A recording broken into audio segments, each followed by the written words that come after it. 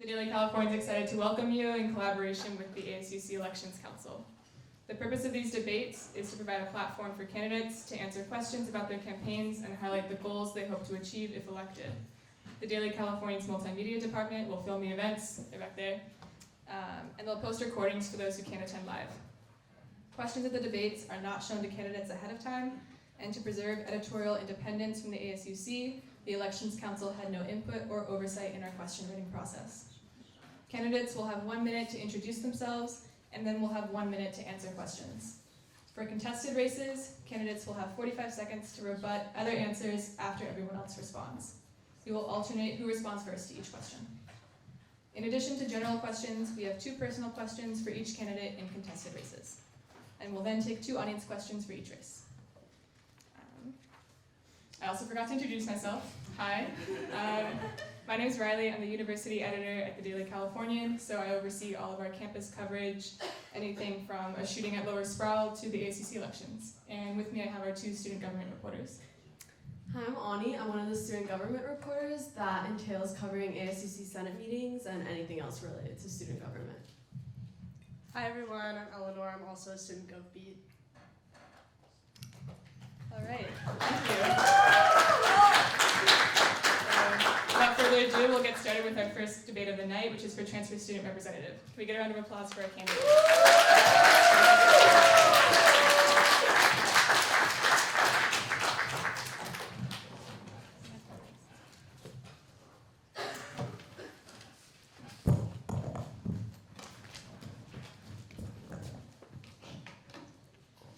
So the ASUC Transfer Student Representative exists in the space between senator and executive officer with the unique responsibility of representing the interests of transfer students on campus.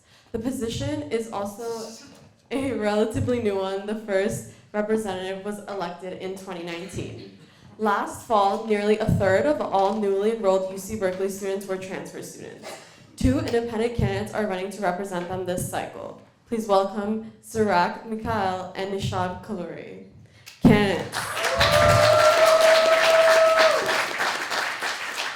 You now have 1 minute to introduce yourself and your campaign. Hi everybody, my name is Sirak Mikhail and I'm running to be your next ASUC Transfer Student Representative. From leading 150 Black students in an emotional program at Berkeley City College, getting students to transfer to 4 universities, to being the community outreach executive in the ASUC Office of the Transfer Student Representative, I've always had a huge passion for advocacy.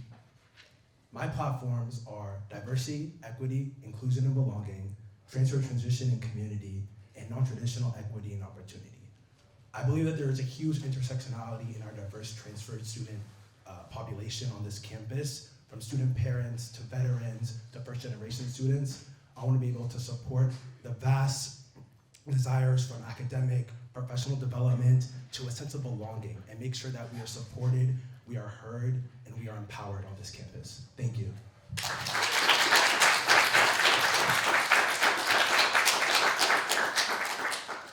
Hello, I'm Nishad Kaluri. I'm running for transfer rep. I'm from Moore Park College, which is in SoCal, part of Ventura County Community College District. My mission is to ensure student success for transfer students, reentry students, and military affiliated students.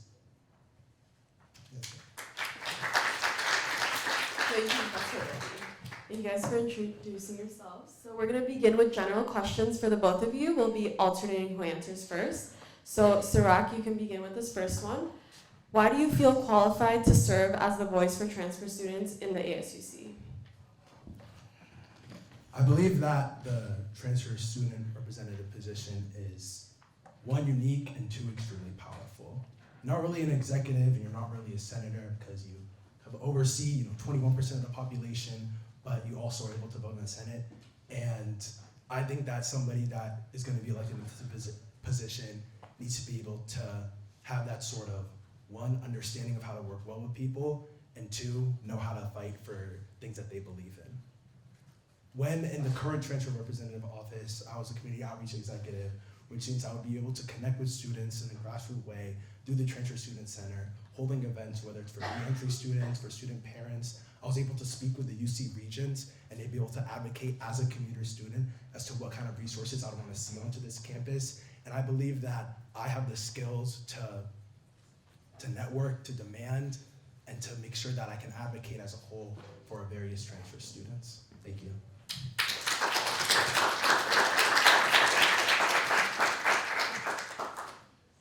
Yeah, so I wanted to run for this position mainly when at GBO, when Ashley T gave her speech, and I was like, that's pretty awesome, what they do. And one of my friends is part of the transfer office too. But I think I'm qualified for this because when I looked at the job description and the bylaws, it says you gotta be representing transfer students. Yes, I'm a transfer student. You gotta advocate for student veterans. Yes, I'm part of the Cal Veterans group, military affiliated. And then re-entry program, I'm kind of old, I'm 23, turning 24 next month. Kind of get into the re-entry basket next year. So I think I'm qualified because I hit all the spots.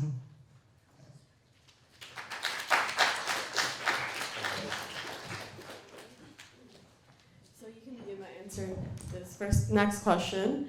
One of the issues transfer students face is difficulty learning about opportunities on campus, including the ASUC.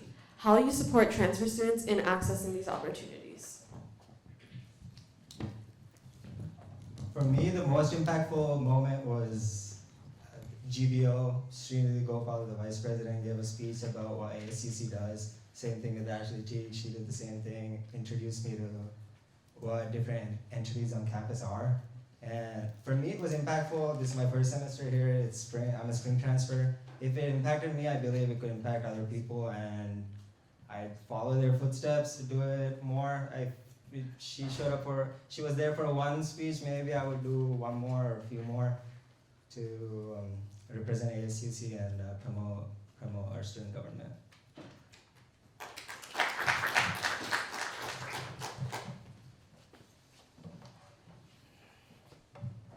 There's a few things I have in mind. First one is obviously making sure that the office is out there and that we're heard. You know, I was tabling for almost a week in the beginning of both fall and spring semester, you know, wearing an I Love Transfer shirt, telling people like, hey, are you a transfer? Hey, are you a transfer? You know, like, there's a 1/5 chance. So if I yell out 5 people, at least one of them should come up to me and, you know, connect with me as a transfer student, you know, learn about the office, explain what we do. Also continuing to make sure that we're tabling at the Transfer Student Center. You know, they have awesome like events where we get a bunch of people blasting music and having pizza, and all of a sudden, oh, you see this table, that's big ASUC on it. Oh, let's go talk to these people. Making sure that we're outside and we're heard, and that people continue to develop knowledge of the ASUC. I want to make sure the office is open. I want to make sure that people feel that they're welcomed, whether they want to, you know, just speak or even join the office. Another thing when it comes to support, not just in the ASUC, but as a whole, we'll be holding resource fairs. Thank you. Thank you both.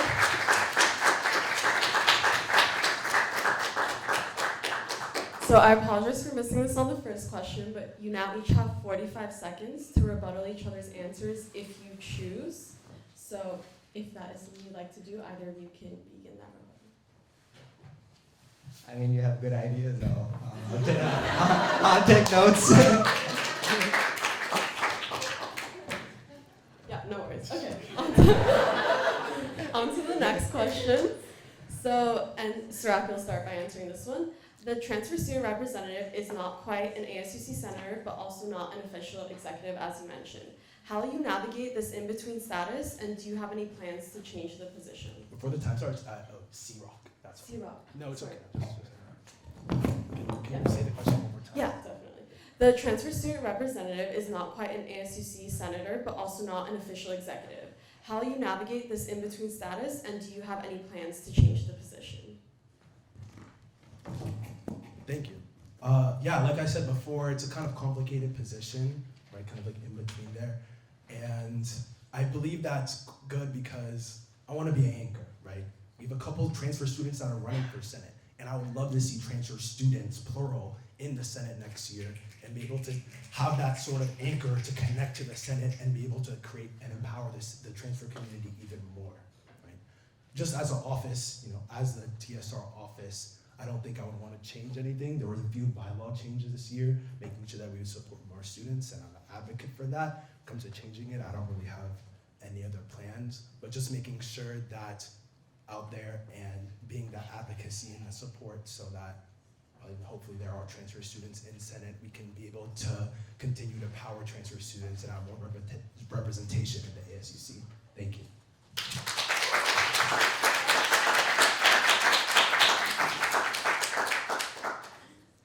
Yeah, although it's not Senate or executive use, I'm still given with with an office full of staff, and I'm glad we have some support if you're not part of either Senate or executive. I haven't been in the Office of Transfer Representative. I don't know the mechanisms of how that works. Although I read the Constitution, I kind of understand it, that it's part of the Senate, part of the executive.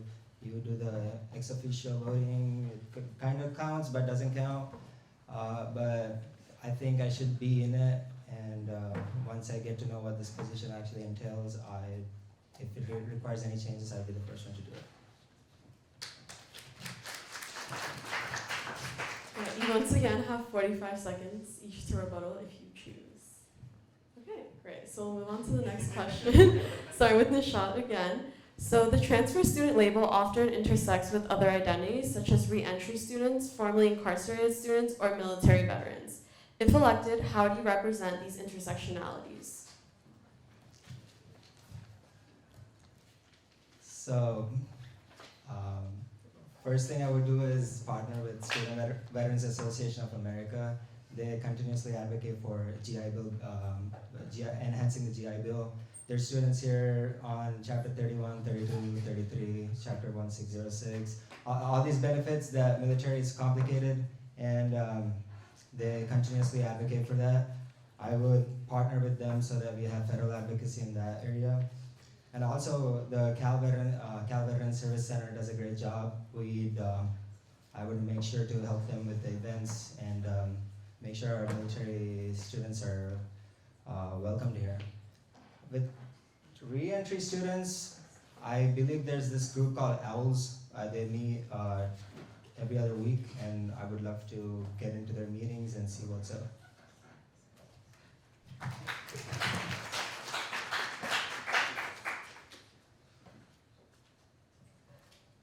I really want to make sure that we can uplift these various communities on this campus, and I think an effective way to do that in the office would be to partner with CE3 and the various departments and programs, making sure that they're advocated for in the ASUC, and whatever resources that we could help collaborate with them with, or help support them in, make sure that we're able to aid them in that way. Also want to make sure that the ASUC Equity and Systems Impact Commission gets fully supported and funded. It just got currently developed and with underground scholars, formerly incarcerated students, that sort of thing, making sure that there's a chair, making sure that everything is supported throughout the summer and in the term and fall, and making sure that the commission is strong and we can support them in the ASUC. Thank you.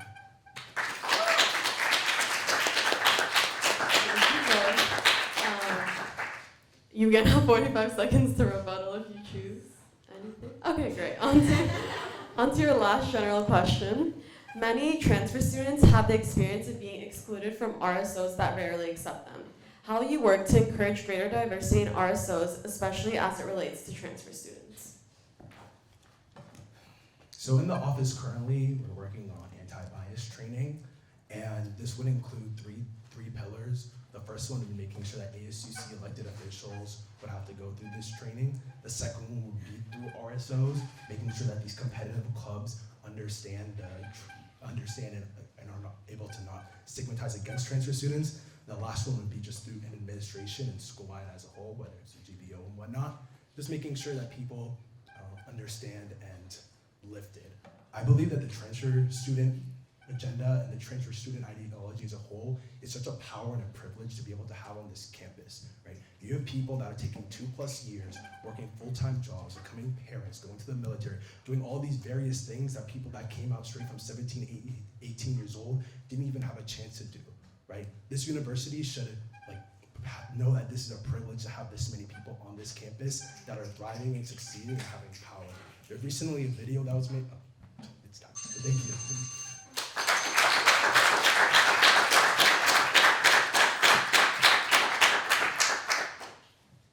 Yeah, I'm glad you answered it first. Yes, if anti-bias training is, I think it's important. We should continue it.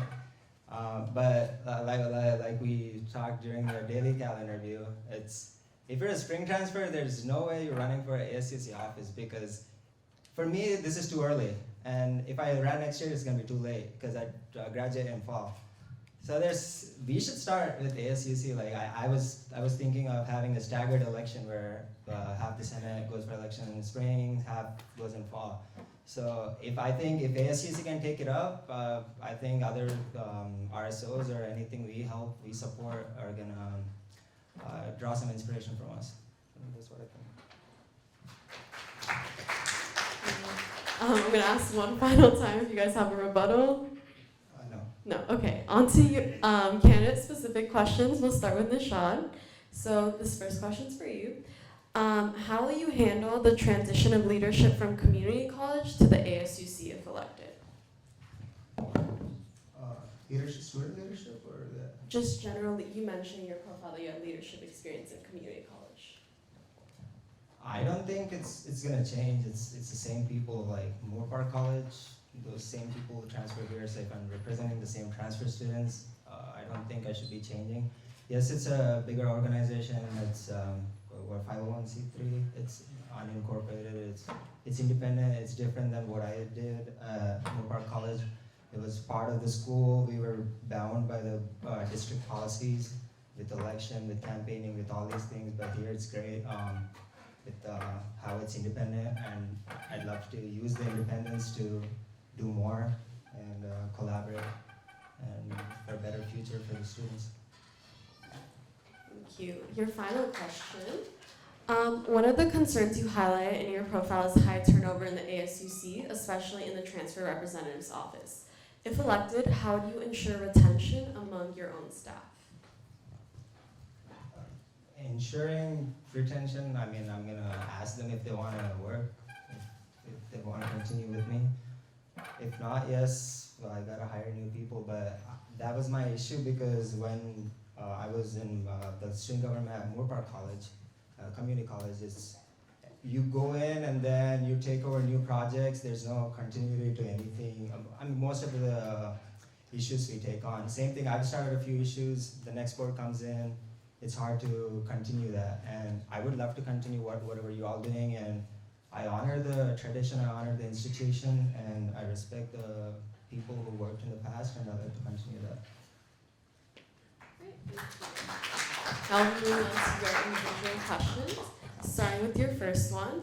One of your platforms is to incorporate themed housing into Anchor House. How do you work with the administration to accomplish this if elected? So for context for everybody, Anchor House is a building around downtown Berkeley that's currently getting built that's going to be able to be transfer student housing.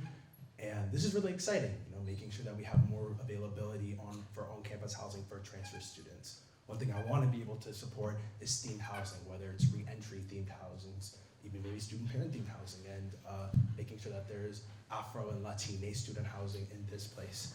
And the work in our office, we're currently working with the Office of the President to ensure this, and that the administration is really approving. The only thing is that they're not approving it for the first year that Anchor House is being built. Means that people are going to come in there, maybe it's their senior year, maybe they're just entering, and they might not really have that space that they were looking for on campus. I want to make sure that if elected, I will make sure that I advocate to admin and explain why it's a necessity that the Anchor House should have themed housing in its first year. Thank you.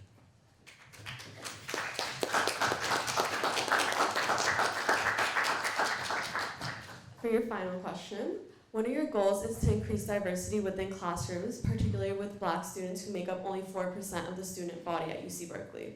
How do you plan to work with administration to close the achievement gap? Thank you.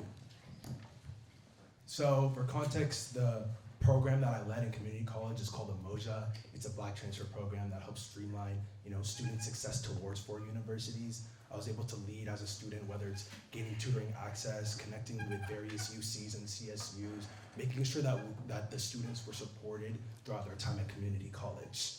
When I came into Berkeley, one of the first things I asked was like, where's the Emoja Center, right? Because that's what I was so used to, that's what helped me lead. That was a place that I found a home on campus.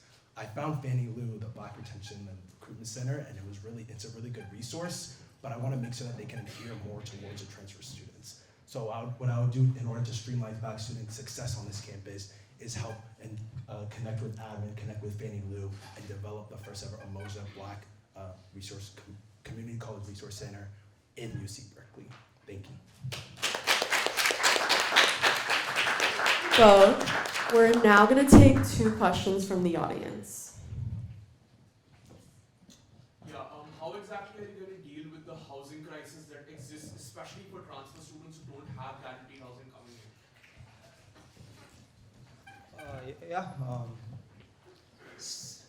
in? Remember, I know it's student government and it's a crisis. It's a problem. All we can do is advocate at multiple levels, and all I can do, all my office can do is advocate at multiple levels. Can I do something personally? All I can do is just have a seat at the table, and I'm gonna make sure our voices are represented at anywhere we go. But I'm not gonna promise you that we're gonna build a new apartment complex middle of Sproul for transfer students. So, yeah, that's my answer.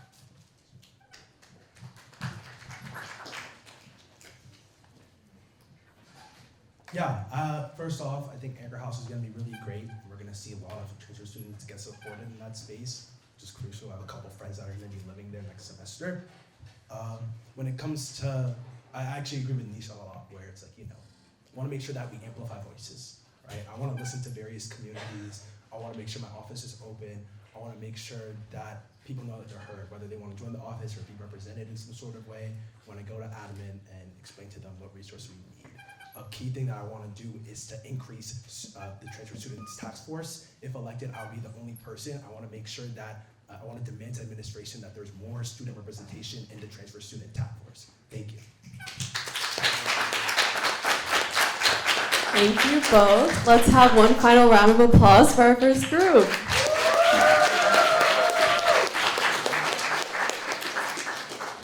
We'll be moving.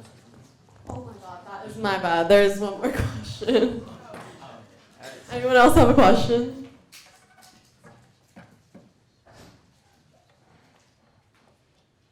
Yeah, if there's no more, you can go ahead. There's one more. Oh, yeah. Sorry about that. So I think one of you was trying to touch on this earlier in the debate, but I want to know, was the video that was posted this morning referring to transfer students being just not as bright as the rest of Berkeley students? How would you go about addressing this bias that there is towards transfer students, and what sort of policy would you want to see by the university? For context, there was a video posted on some non-UC Berkeley affiliated Instagram account that was reshared of a satire transfer TikTok account, kind of making fun of the constant stigmas that we might face at this university. And this one uploaded and kind of made it deemed unironic, right, and actually true. And I was disgusted by the video, right, because most of my friends are transferred. I see how bright we are. I see how intelligent we are, how diverse we are.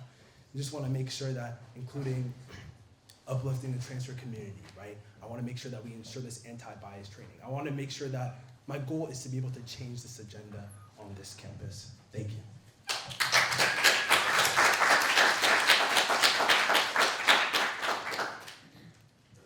Yeah, I haven't watched that video though, but I'll probably take a look at it tonight.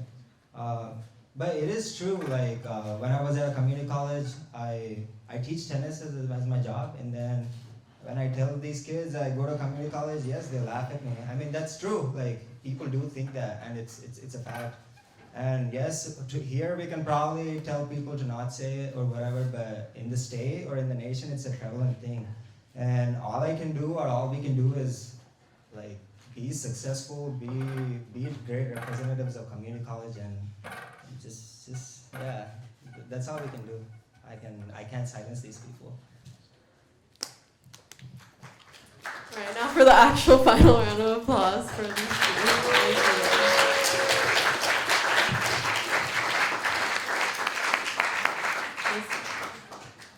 Our next group will be Student Advocate's Office.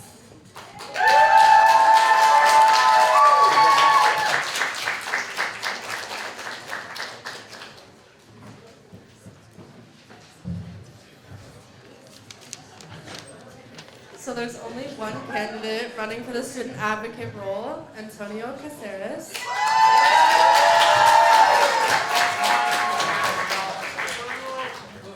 The Student Advocate Office provides representation for students or groups who have a conflict with the university, such as grade disputes, academic misconduct, financial aid, and grievances.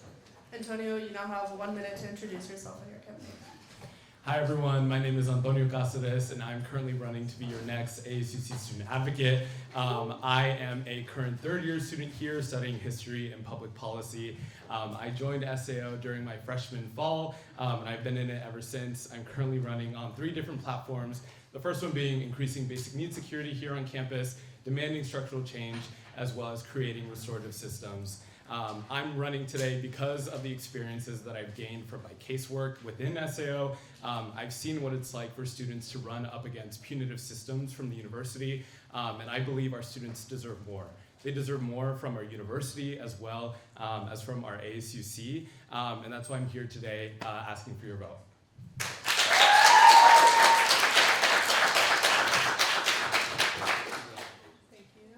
As a student advocate, you have to be prepared to listen and handle a number of complaints on behalf of students.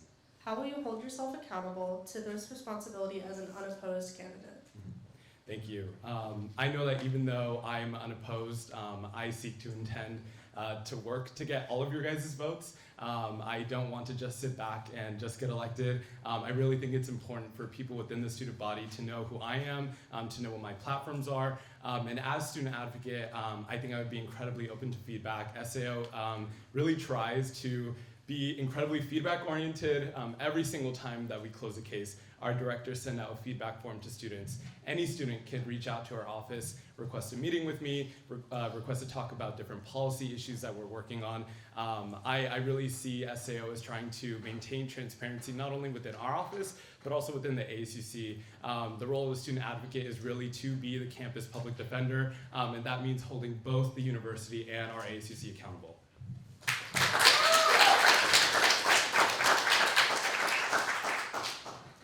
The SAO recently held a town hall regarding campus protest policies in light of the Seder Gate demonstrations in support of Palestine.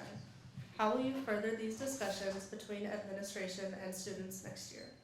Thank you. I do want to start off by saying I am incredibly concerned from recent university actions taken against protesting groups on campus.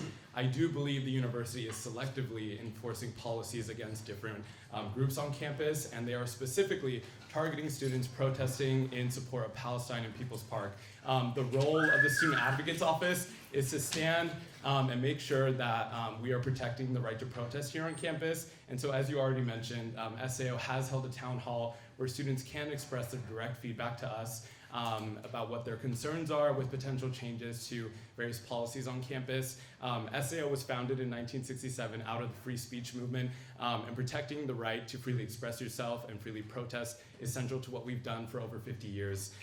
So I'm also incredibly concerned about potential changes to the time, place, and manner policy, and if elected to be your next student advocate, I will ensure that I will be the student voice against university administration to ensure that the right to protest is always at the center of university actions. And Your that time we, is up. thank you. And that we also just defend our student groups on campus. Thank you.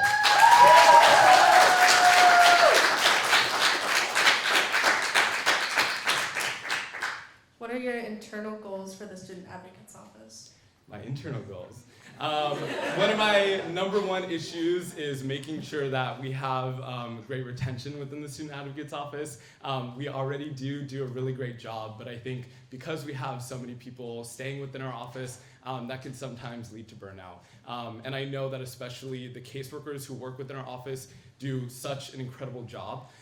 They are really overextending themselves sometimes just because they care so much. I think that is an incredible thing to have within your office, and I'm always, in awe of the people that I work with.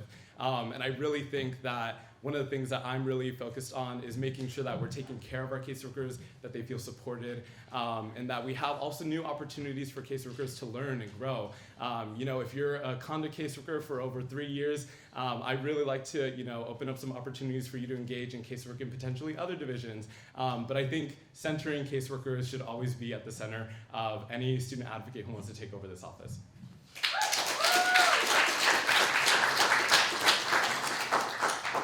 In addition to advocating for all students, the SAO often handles cases of misconduct or grievances within the ASUC. How will you ensure that there are objective and thorough investigations into your own peers? Yeah, I think this is something that has been a more recent development in the student advocate role. Like I mentioned, I really do see the role of student advocate as holding the ASUC accountable. And I think one of the most important things is placing pressures on other elected officials within the ASUC to make sure that they're living up to their roles fully. And I also think that means that we make it known that SAO is here to support them regardless of who they are. SAO is always a resource regardless of whether you're in the ASUC or not. And I think I would really try to bridge the gap and make sure that ASUC elected officials are, number one, doing their job, remaining transparent within their roles, and also, if need be, for us to push them to engage in whether it means long-term policy advocacy or other issues to make sure that the ASUC is transparent. I'm really committed to doing that as your next student advocate.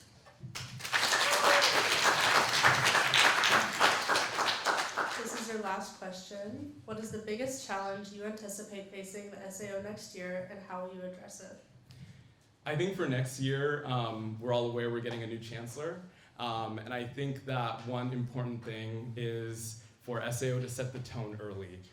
That we are an important office, we do incredibly important work, and because we do have that casework experience, we get to see firsthand what students are experiencing. The chancellor and the university administration don't work with students. They don't understand what's going on the ground. We do. And so I think it's important for the student advocate to be that voice, to actually translate the issues that are happening on the ground, and to make sure that the university administration knows how their actions are actually affecting students, and also to engage in long-term policy advocacy. And whether that means working around the student administration or the university administration, I'm willing to do that as well. But I think the one thing I'm most confident about is SAO's ability to maintain our role. Chancellors come and go, but SAO will always be here to defend students and protect us.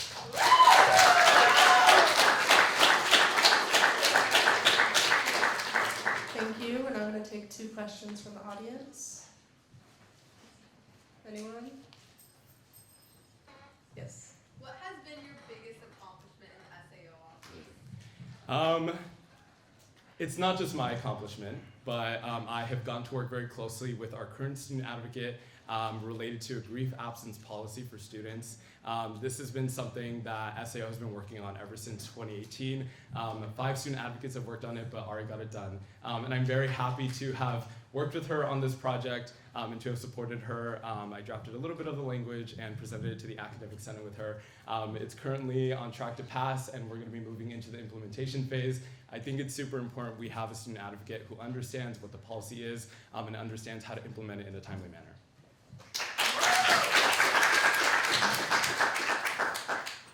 Thank you for that. That was great. What would you say your biggest failure was this year as we know? I think we can always do more to outreach. I think that is the continual issue that we always run into in SAO. It breaks my heart every time I hear someone say, I don't know what you do, or I've never heard of SAO before. I think we've really tried to do a lot, whether that means doing community events or trying to get SAO on syllabi in different class departments. It's always a learning curve, and there's always a journey to make sure that students understand who we are and what we can provide for them. Even though, I think I could do a better job of that from this last year, I'm definitely committed to doing more to make sure that people know that the Student Advocate's Office is on their side.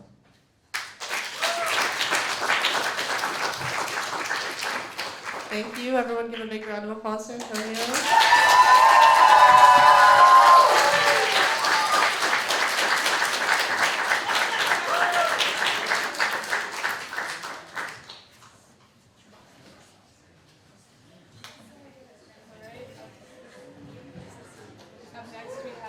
the Academic Affairs Vice President.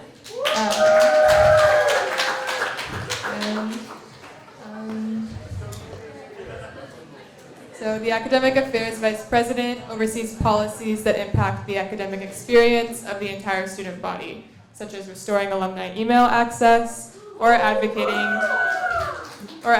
for a later pass-no-pass deadline. We only have one candidate in the running tonight, and that's incumbent Kenneth Ng.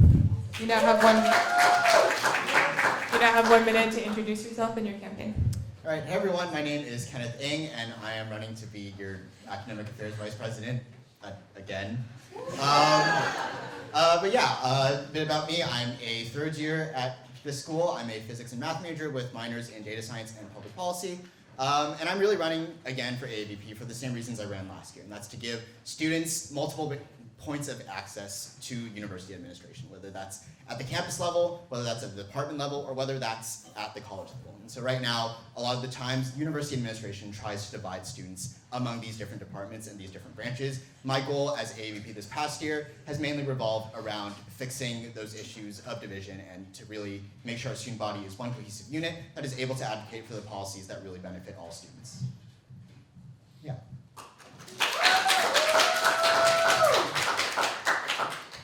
Thank you for that introduction. As you mentioned, this is your second time running for AAVP, and this time you're uncontested. Without competition, how would you hold yourself accountable to voters?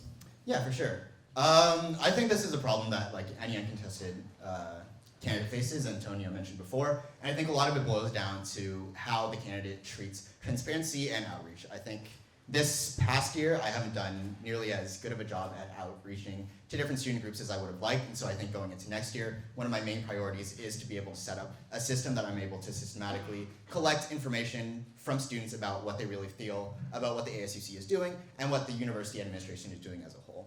And so this could take a multitude of different forms, whether that's office hours, whether that's going directly to academic club meetings, or whether that's talking to individual student level governments in colleges or departments and establishing these student level governments itself. Whatever it is, I think that my goal going into next year is to really strengthen these opportunities for students to reach out directly to my office and to really show students that I hear them and that I am here to advocate for them.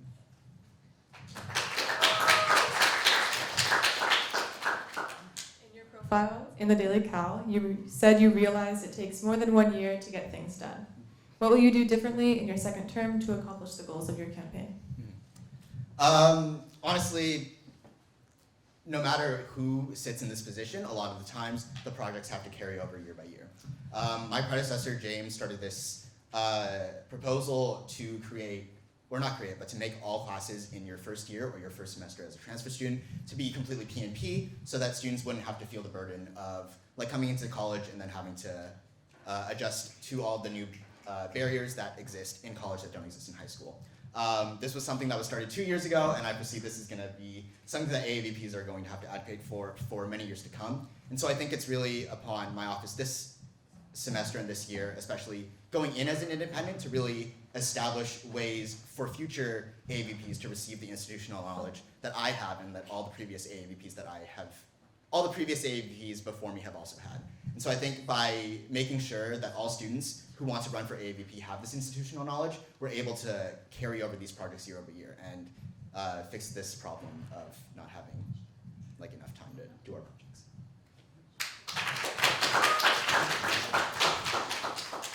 You currently serve on the Chancellor's Advisory Committee on Student Services and Fees. If the new Chancellor does not share your vision for fees or pass-no-pass, how will you pivot your platforms to best serve the student body?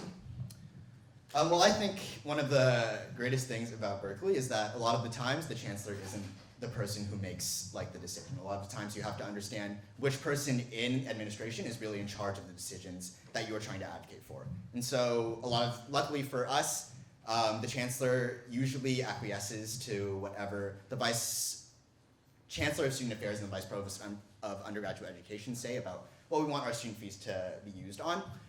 That's not to say that both of them are particularly amenable to what students need, but since they will be staying on in their roles, and since I have a good relationship with them, as well as Antonio and all the other people who are going into office next year, I think we really have an opportunity to be able to safeguard against whatever our new chancellor thinks about whether student fees should be spent on students or on some other like pet project that they might have.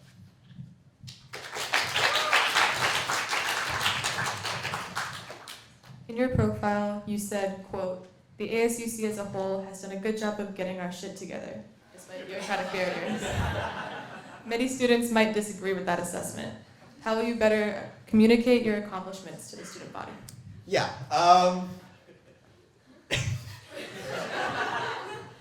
I feel like I should clarify a bit about what I meant there. I think to do that, I want to tell, I guess, a bit of a story about my first 2 years in the ASUC. And a lot of the times when I was in the ASUC, I noticed that a lot of the officials around me spent a lot of their times bickering among the ASUC internally with one another. I think this year in the ASUC, the 26 elected officials have done a lot better job of being like collaborative and cooperative with one another and really making sure to support each other in their different initiatives and projects. And so I think that's what I meant when I said that the ASUC was able to get a lot more done this year. It's because as elected officials like together, we were able to advocate a lot more for students together. We were able to hold a lot more community events and not focus too much on passing like meaningless resolutions through the Senate that don't actually like impact anything. We were really able to host community events. We were able to take student issues directly to administration, and we were able to advocate for these issues directly.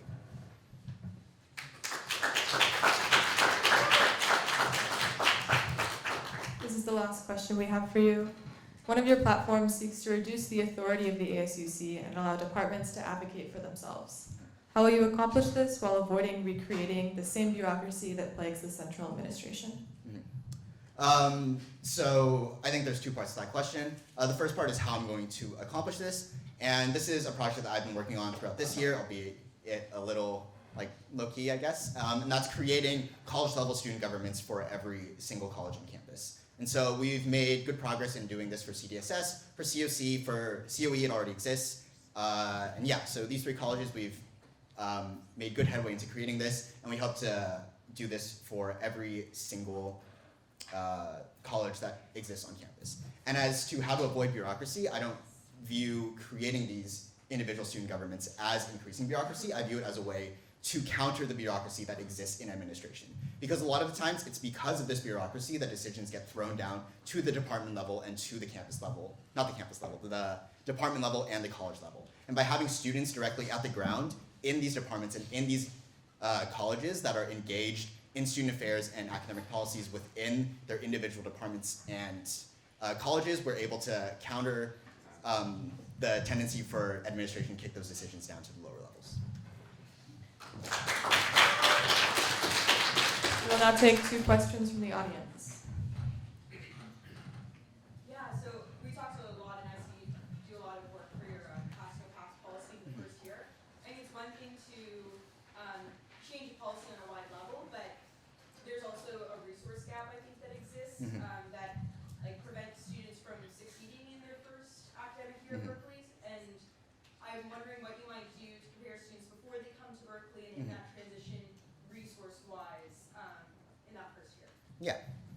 Yeah, that's a really good point, and that is something that I want to bring up, and it's that the fact that a first-year PNP policy is just a Band-Aid solution to a wider problem, and that's that students coming into Berkeley have a wide variety of different preparations that they might have had from high school, from community college, or from whatever, and so I think this is an issue that the ASUC alone cannot solve. This is something that will require a lot of collaboration with both university partners as well as state partners and legislative partners in the California State Senate and Assembly. On the university level, I believe that a really great way to get these resources out is to work directly with student affairs in how they plan GBO, and to really be to really critically think about what resources we are putting into GBO and how we are delivering this information to students, because like this is something that every student has to go through. It's a really great place to get all this information out in the first place. In addition, I think streamlining academic platforms and academic tracks for students from high school and from community college coming into university is also a really important thing that we would like to work with the EAVP to do. Thank you. We'll take one more question from the audience. How exactly will you address and support the educational transition for out-of-state and international students to a California-based system? especially in the academic field? I think the biggest thing that I've personally worked on this past year for international students is how to get courses that are taken internationally to articulate towards UC Berkeley classes. Because this is a really big problem that a lot of international students and out of students face. It's that their classes don't articulate from high school or from whatever college level classes they took before to classes at UC Berkeley. And so this is something that we have to work really closely with the Vice Provost of Academic Planning on and the Vice Provost of Undergraduate Education on, and that's really being able to create some sort of system that allows us to really take classes, syllabi, whatever information that a student is able to provide us, and then to be able to provide the academic credit that they really deserve for the work that they've already done before. And so I think a lot of this is about having strong relationships with these administrators while also having a vision for what we want the international student experience to be coming into Berkeley.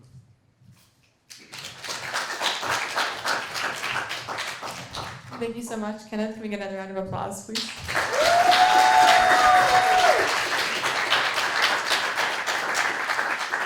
All right, we'll now go into a 15-minute intermission, so get a snack, some water, and we'll see you in 15.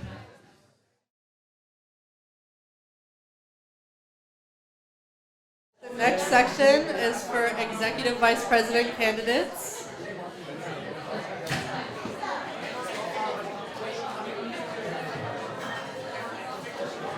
Can everyone please quiet down?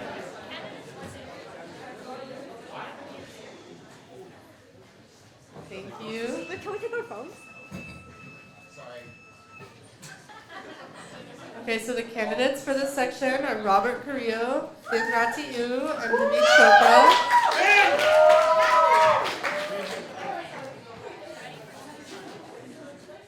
Besides serving as second in command to the ASUC president, the executive vice president chairs the Senate and oversees funding and space allocation for registered student organizations.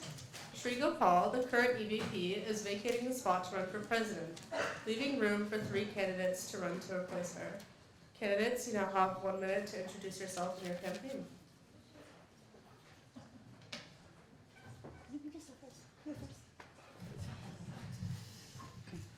Hi everyone. I'd first like to thank the Daily Cal for hosting this and all of you for being here today. I think it's incredibly important for our democracy here on campus.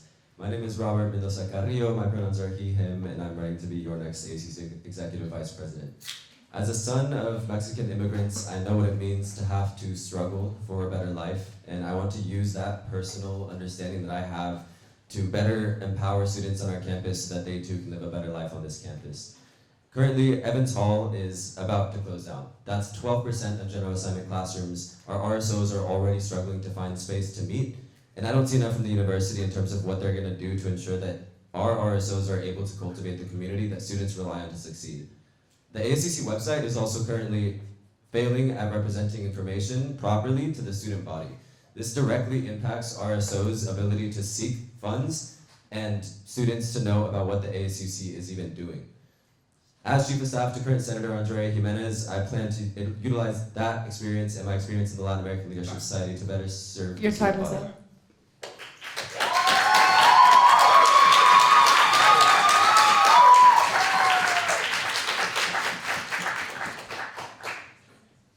Hi everyone, my name is Divrati U. I usually pronounce she, her. I'm a current juniors majoring in public health and minoring in public policy.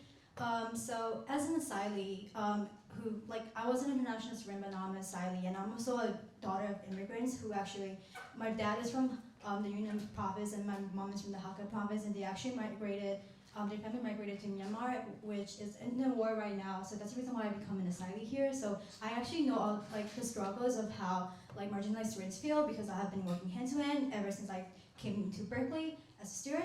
And yeah, I have been involved in the ASUC ever since the freshman year. I joined the EVP office as a chief of staff intern under June Lo Fernandez, who is the 2-term EVP.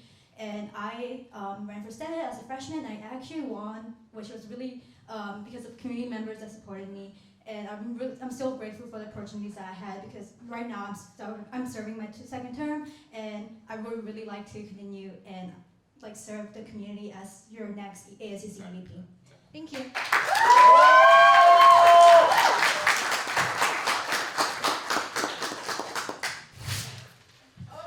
This stone on paper represents around half of the resolutions the ASUC Senate has passed in the last term, expanding the ASUC's own amenities, providing appointments and reallocating finances. Whereas at the same time, more than a fourth of our student body lacks a safe place to sleep. More than 1,000 disabled students are denied access to accessibility resources, and our ASUC invests $50,000 into a LinkedIn deal serving only 6% of our student body.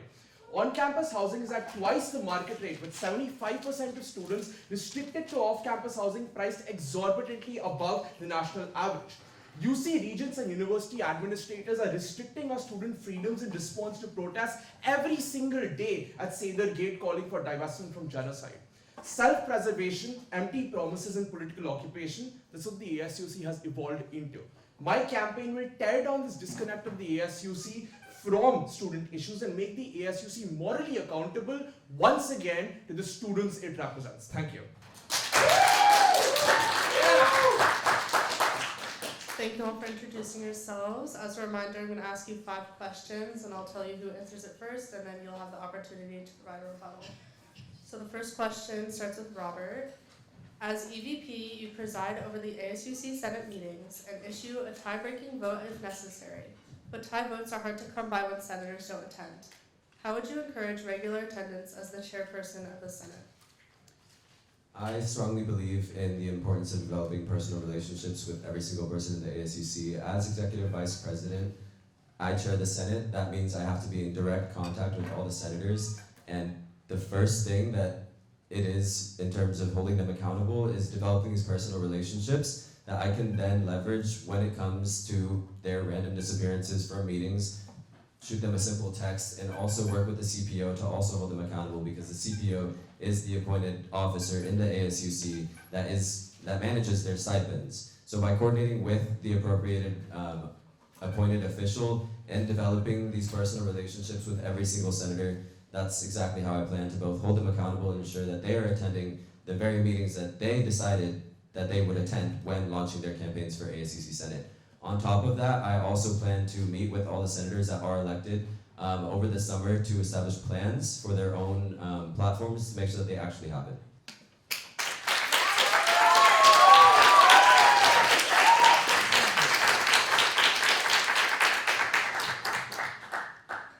Thank you so much for that question, because right now I'm actually currently working on Senator being there for meetings with the CPO, because right now I'm the XCOM chair and we have been having lack of senators being attending to the committee, and me and Riley have been establishing more stricter rules and regarding that, and senators have been showing up in person, and that's something that it's a small skill right now because it's XCOM, but that's something that a skill that I could continue to use in the when I'm chairing Senate.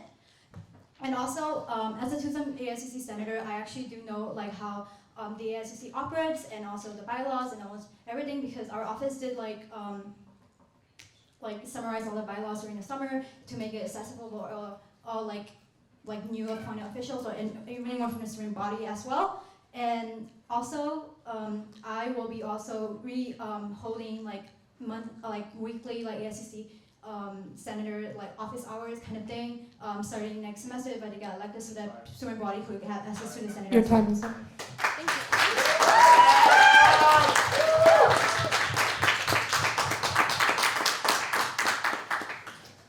I'm of a bit of a different view that personal relationships that are partisan in nature lead to a lack of accountability and complacency. I believe that the very first way that we need to enforce senator accountability is to legally enforce campaign promises within ASUC bylaws in the same way that we put a referendum on the ballot, right? Legally enforce them and track the impact that each senator makes and publish that report and send them to ASUC voters so they can see what their senator is actually doing.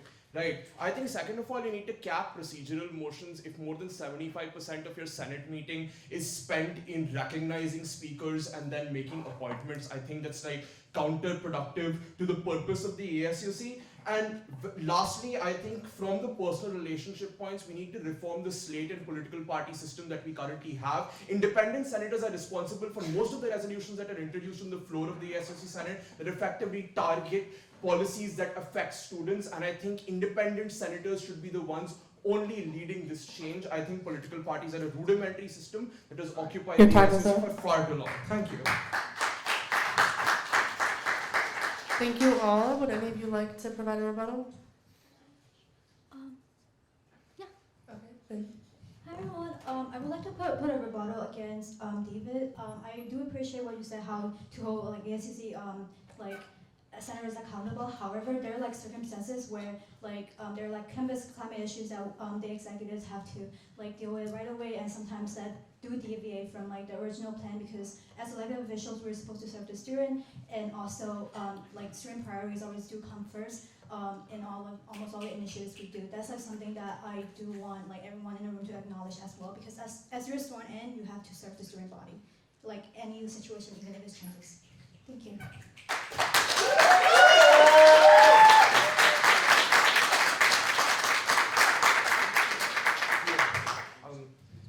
I think on the point of campus climate, the current ASUC executives and the Senate have not done their job in addressing the campus climate, when you have a former IDF soldier coming and speaking on our halls and our spaces on campus, when you have people that are party to committing genocide coming onto campus and making genocidal statements. I don't exactly think the ASUC and its executives and its senators have the excuse to skip their responsibilities just because they want to address the campus climate, which they aren't even doing effectively. If you look at any of the past resolutions that the ASUC Senate has made, they have all been in response to something that has happened on campus, not proactively acting on. I think that the ASUC is not a reactive body, it's a proactive body, and that's how it should be. Thank you.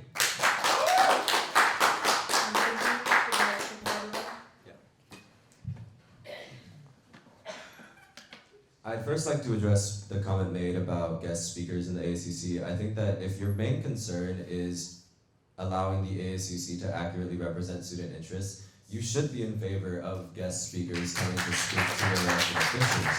I don't see how limiting guest speaker announcements at Senate meetings would do anything to promote basic principles of democracy within the ASUC and allow senators to actually understand what's going on the ground in the ASUC.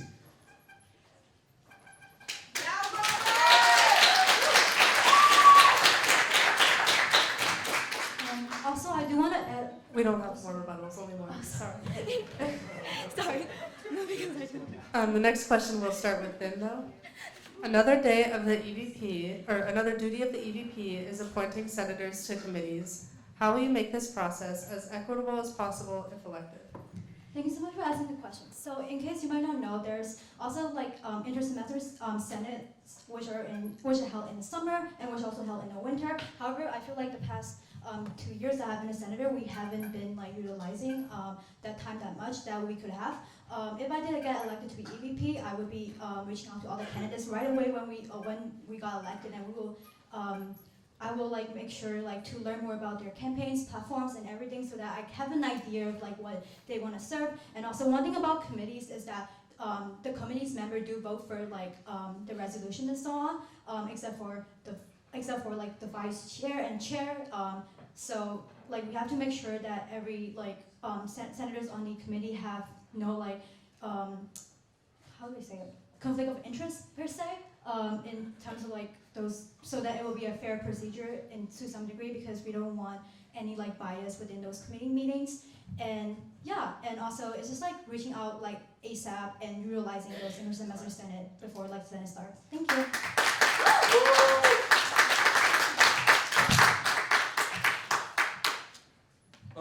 I'm personally of the opinion that we should shift the whole manner of appointments to committees to the Judicial Council and not in the purview of any ASUC senator or ASUC executive. First of all, this goes out to enshrine equitable practices, and equitable practices, especially when you're talking about a group of independent senators versus a group of partisan senators. Second of all, I feel like if we shift appointments to the Judicial Council, we save an immense amount of committee time as well as speaker time for inviting more of our guest speakers to come to campus, to come and to tell what they want to in those ASUC meetings. I feel like spending half a meeting on just appointments and spending the first 3 or 4 weeks or that the ASUC Senate convenes and assigning people to different committees is a useless process. This all should happen before the term of the ASUC Senate begins, done by the Judicial Council without any partisan influences on the way this process happens, so that we can save a lot of time for us and actually work on the issues that matter to the ASUC. Thank you.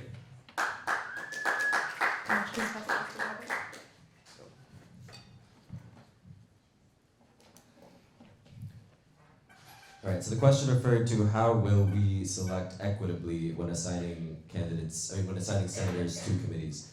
I think it's important that again, getting to know the Senate class personally is the first and foremost thing, establishing personal connections. That's how we develop cohesion in the ASUC and among the student body as a result.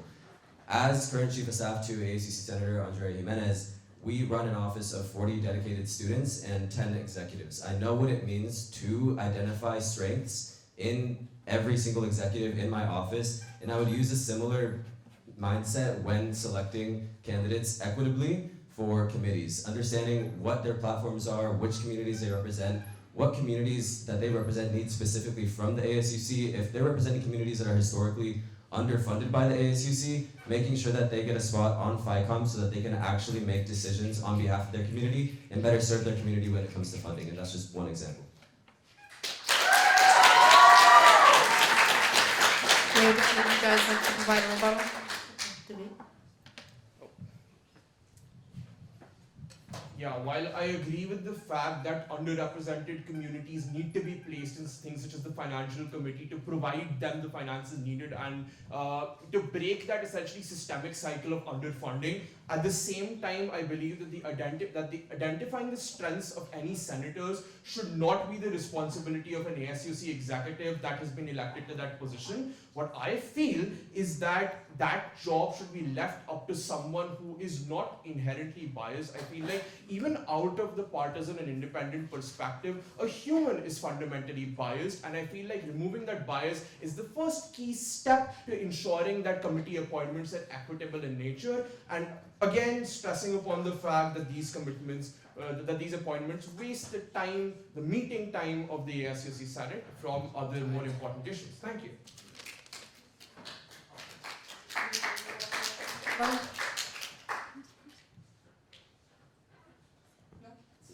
Okay. I'll move on to the next question. David, you will be answering first. Several committee meetings this semester, such as the Governance Committee that puts resolutions on the Senate agenda, have been forced to cancel their meetings due to a lack of public notice. How would you streamline this process if elected? Right. I think the very first thing is organizing the way the ASUC presents its public resources. As someone who was an outsider to the ASUC, wanted to know what the ASUC is doing, I had a hard time navigating the complex maze of resources and drives that the ASUC presents. So I think first of all, simplifying that process. Second of all, removing committees that do not make actual conclusive resolutions that tackle the issues that they're supposed to be made for. And there are concrete examples of this within the committees that we currently have established. I feel like we should have the correct number of committees that are doing their job with responsible and accountable senators who know their responsibility with which they ran. Moreover, I feel that this whole process of public notice needs to be done more strictly and regularly, needs to be done through one place, that is the ASUC website or an email. I feel like the constant delay in meeting the public notice deadline of 48 hours has been constantly seen in Senate meetings, and this is a problem. Please pass by please. Thank you for expressing those concerns. I think tangible solutions are what we need, and for that, I mentioned this earlier, and if elected, I would be meeting with senators as soon as I'm elected so that we can start developing year-long plans for them, so that I, as an executive vice president, chair of the Senate, can anticipate when I'm going to need to work with them, when they're going to anticipate dropping bills to the floor. On top of that, one of the main things that I would also like to focus on as executive vice president is improving communication between the ASUC and the student body. I already mentioned the website. Another thing that I'm surprised that has not already been implemented are weekly email updates. that is a simple fix that the executive vice president, as chair of the Senate and as an executive of the ASUC, can gather input from every senator, especially when it comes to notifying the student body about upcoming bills that might be of interest to their respective communities. This is something that can be implemented and would drastically improve the image of the ASUC and the ability of the ASUC to serve the student body.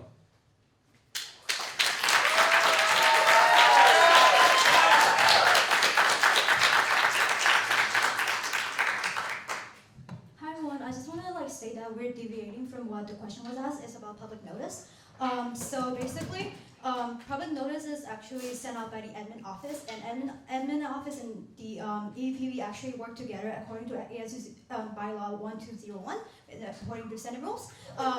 So we actually have to be working together, and also in order for that we to keep accountable is the chair and vice chair of each committees that we have to reach out to. For example, GovCom is Kylan right over there. So I'm not calling you out, but it's just like I will be communicating with Kylan so that he will remember to send out public notice right away. It's just for transparent purposes. I'm sorry for we just talk about GovCom, so you're right there too. Anyways, but yeah, it's like as EVP we have to work together with admin office, and that's something that people usually don't know about it because usually people think that EVP is just spaces and finance, but no, we have to work with the admin office as well, even though we do work with student union board and our administrators too. But yeah, they're really okay. Thank you.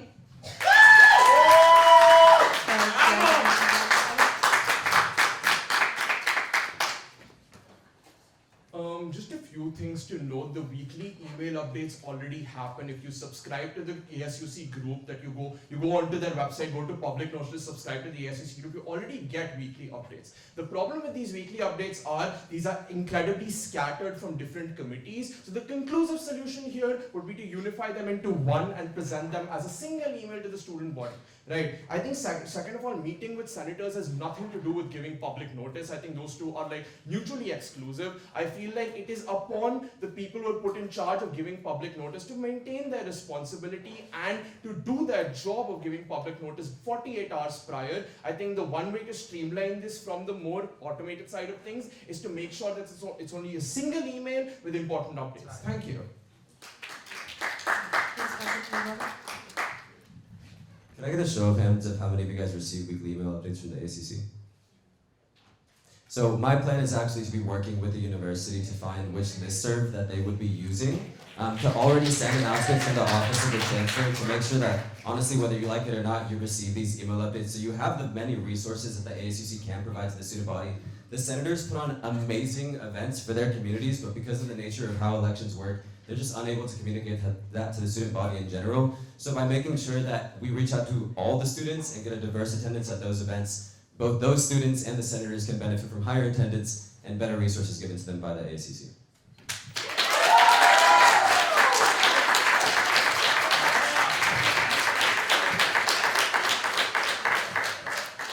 Hi everyone. So EVP is actually supposed to hold town halls as well, and we're supposed, as a position, we're supposed to give 3 weeks of notice in advance, and usually those town halls are where communities gather and actually talk about issues and everything regarding from campus climate to guest announcements as well. It's actually in literally in the EVP bylaw. It's literally called Executive Vice President. You can search it up on the ASUC Central Drive.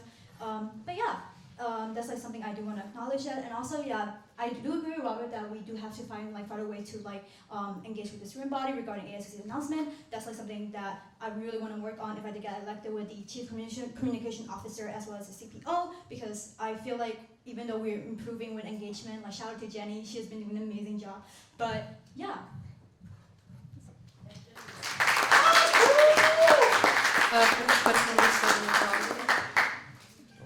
Other than space allocations, what is one tangible thing you hope to accomplish as EVP if elected? Thank you. Again, realizing the nature of what the executive vice president is supposed to do, it's chair the Senate. That means establish connections with the senators, working with senators to make sure that the communities that they represent are able to work together and collaborate in multicultural solidarity.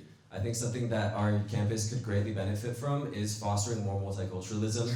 I really value multiculturalism coming from a Latina background. I know that there's intersectionalities among different communities on campus, And it's incredibly important that as a campus, even though our senators are elected to represent different communities, as a whole, the ASUC works to represent the entire student body and make sure these communities are working together. The tangible thing is a multicultural fair that was handed down to me by a current senator that simply just didn't have enough time to actually work on it. And by doing this, I would be using what I learned from Mercadito from our current office, where we were able to fundraise over $1,000 for the Latino caucus and RSOs, and do something similar for the entire campus community to foster multiculturalism.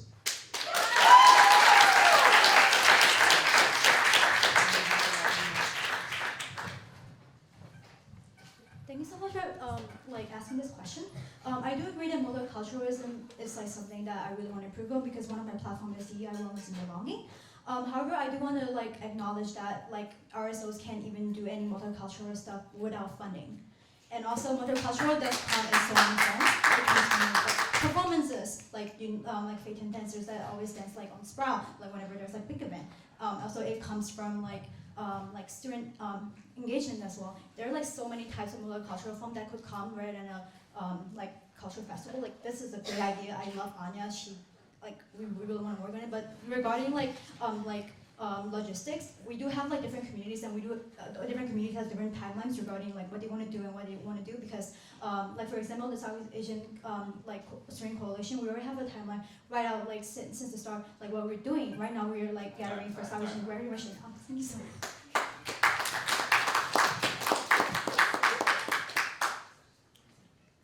I think the main role of the ASUC is to serve student organizations, and the largest student organization on campus is unhoused students and students who have dangers in access to housing, both in terms of affordability and safety. What I will do as EVP is create a university renters board that certifies and subsidizes off-campus housing. Moreover, divesting from institutions and companies such as BlackRock, which the university partners with, to increase and artificially hike off-campus housing prices. Moreover, secondly, when we talk about sustainability, it's still funny to, and sustainability in the ASUC, it's still funny to me that we have a Chevron auditorium. I think the very first thing that we have to do is strategically divest both from companies that artificially inflate housing prices and price gouge students that are on campus, and second of all, divest from companies that invest in non-renewable energy resources and shift to a more renewable energy transition and further help in implementing the clean energy plan on campus. Thank you.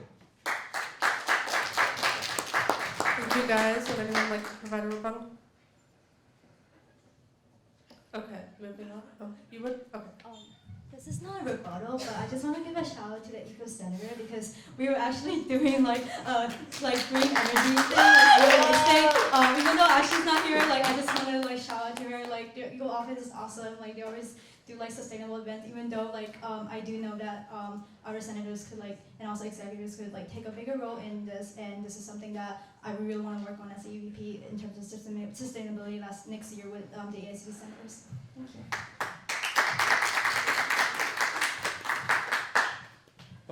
Also not really a rebuttal, but just a small clarification and sort of addition to what I said on housing. If elected as EVP, I will also personally pledge the entirety of my stipend towards subsidizing off-campus housing until I implement the University Renters Board policy. And I feel like every single senator and executive that comes from a high-income background that receives this stipend should commit it towards subsidizing off-campus housing, because if we can hire professional videographers just for our ASUC campaigns, we can for sure, without any regret, subsidize off-campus housing for our student body. Thank you.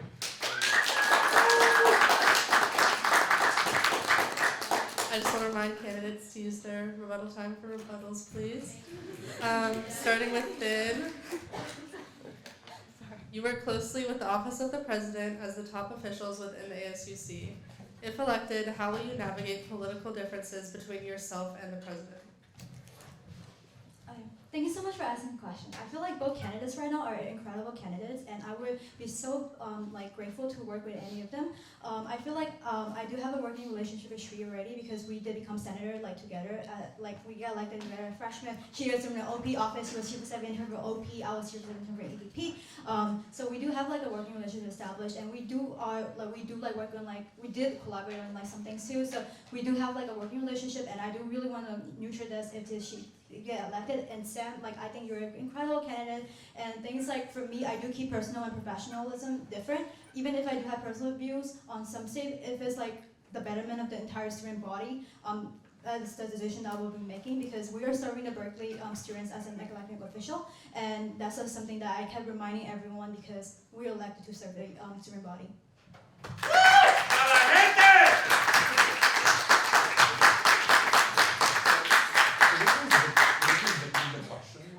Yeah, of course.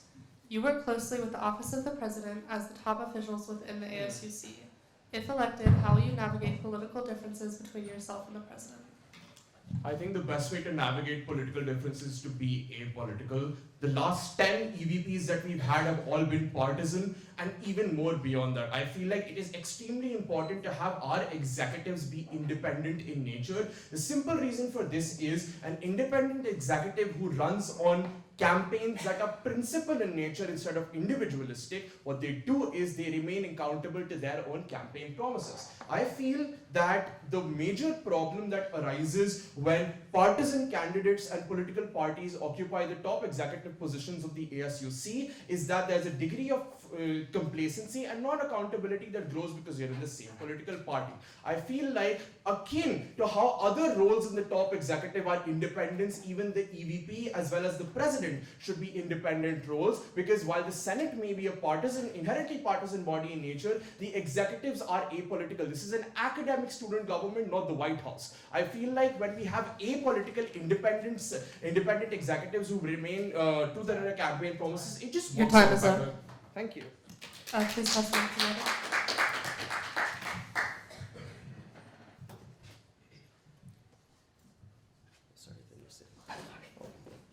Okay, in terms of navigating political differences with the elected president, whoever they may be, I think understanding how to navigate political differences is just central to what it means to be a public servant or an elected official.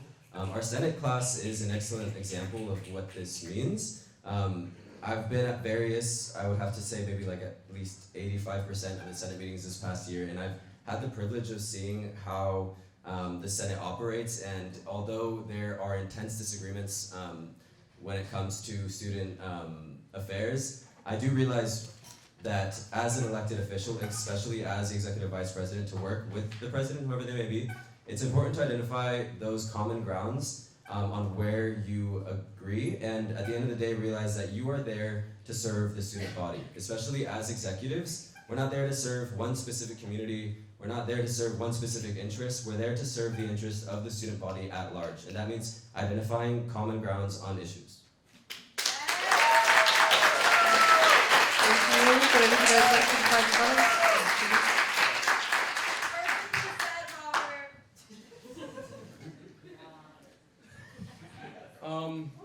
I feel like the statement that has been presented there is correct, and I agree with it, that the president and the EVP should separate and delineate their roles. And in this vein only, that's why I tell you that it is important for us to have an independent executive. Reason for this is when you have independent executives that are not partisan in nature, whose primary priority is to meet student interests, not toe the party line, what happens is that they remain accountable to the promises that they ran a campaign on. Why? Because they'll have to show that they fulfilled those promises to get re-elected again. And secondly, they will not have an establishment or a structure that to propel them back into power, irrespective of them lacking the accountability to students and the student body. Thank you. Perfectly said, David. Thank you. Any more rebuttals? Yes. As much as I appreciate your words, I do want to also note that in your initial response, you were very against candidates that ran with a political party, and the question was, how would you work with an exec that could also be potentially from a political party? You never actually said how you would work on those basic differences, and I think that's something important for the voters in the audience and recordings later to know. Finn, would you like to provide a rebuttal?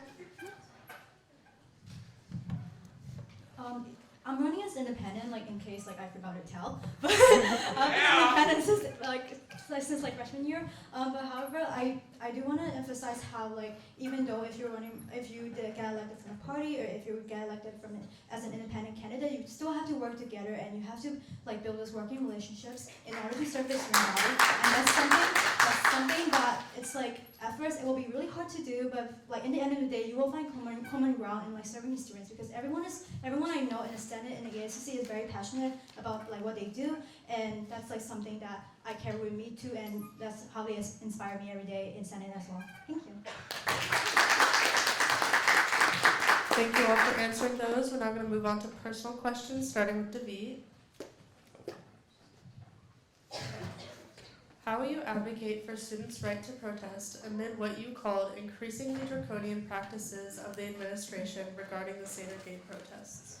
Right, I think very importantly the time, matter and place policies that the UC regents are trying to push and the university administration that is trying to push, suppressing the voices of students who have been protesting on campus at Cesar Gate for a simple reason, to divest from genocide. Yes, it is genocide and I'll call it as is, right? I think apart from political freedoms, it is very important for us to recognize the fact that student freedoms are the most important. Going back to the free speech movement where our own students rebelled against campus authorities for restricting the student freedoms, I think there needs to be a return to or a restoration of those student freedoms currently. I feel that first of all, the university should clearly divest from companies and institutions that are investing in genocide. They should clearly divest from companies and institutions that are investing in price gouging students. And they should clearly divest from companies and institutions like they did at the time of the apartheid. We should remember that they did it. 3 UC campuses have done it. It is our time to do it, and I think we should do that very promptly.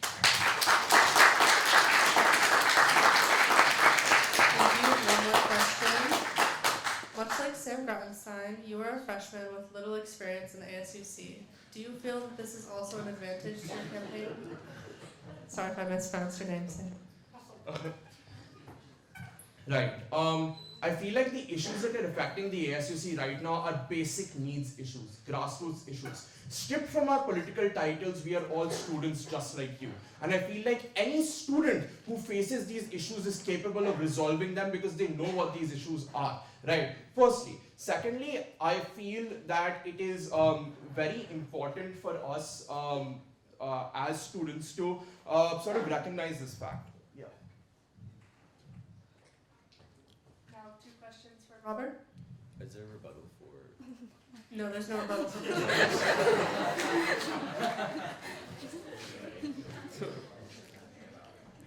One of your platforms focuses on improving classroom technology. If elected, how will you ensure this initiative continues after your vice presidency? Awesome. Thank you so much for this question. A little known fact about me, I'm a work study student. I work for Classroom Technology Services, whose phone number is actually posted on the AV rack somewhere in this room. But basically, that platform, Student Tech Equity, is about reviving the Student Technology Fund, which existed in 2007, but was not able to re-exist because of low voter turnout in 2021. That fund is incredibly crucial to programs like STEP, which provide technology devices to students of low-income backgrounds. And by reviving it, we're able to ensure that even more students have access to technology like that. On top of that, it also means working with the chief academic technology officer, Shauna. I've already met her through my existing department of Berkeley Research, Teaching, and Learning. And that means establishing a personal relationship with her and the Office of the Executive Vice President so that we can deliver on a new referendum on the 2025 ballot next year so that students can decide whether or not they want to provide more resources to improve the student body here at Cal in terms of technology.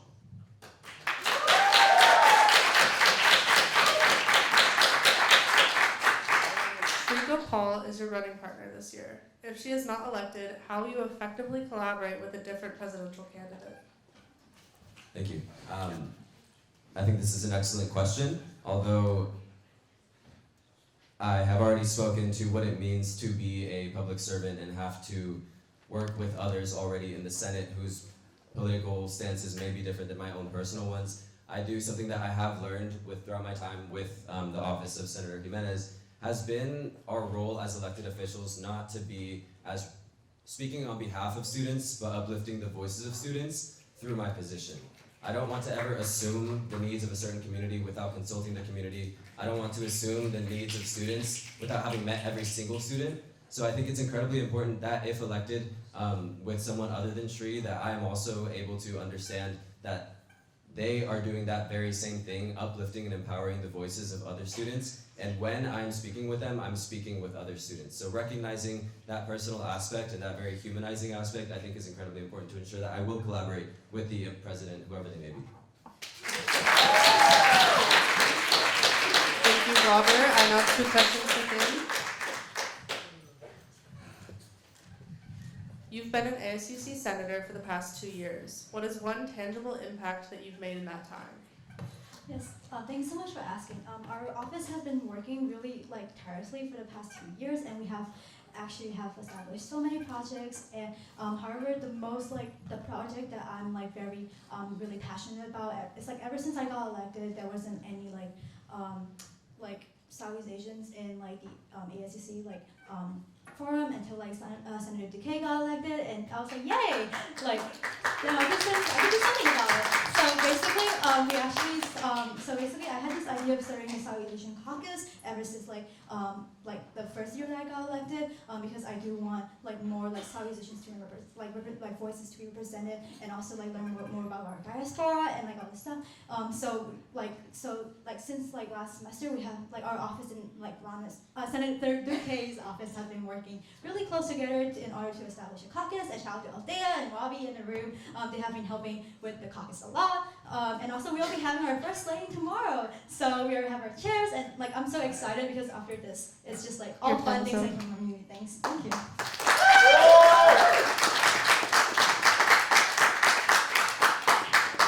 One of your platforms is to establish more grant and scholarship programs for RSOs. Where do you plan to find the funding for these initiatives? Thank you so much for asking this question. So I have been looking at all the ASUC budgets ever since I was in the UV office because I love money. I'll be honest, I love money.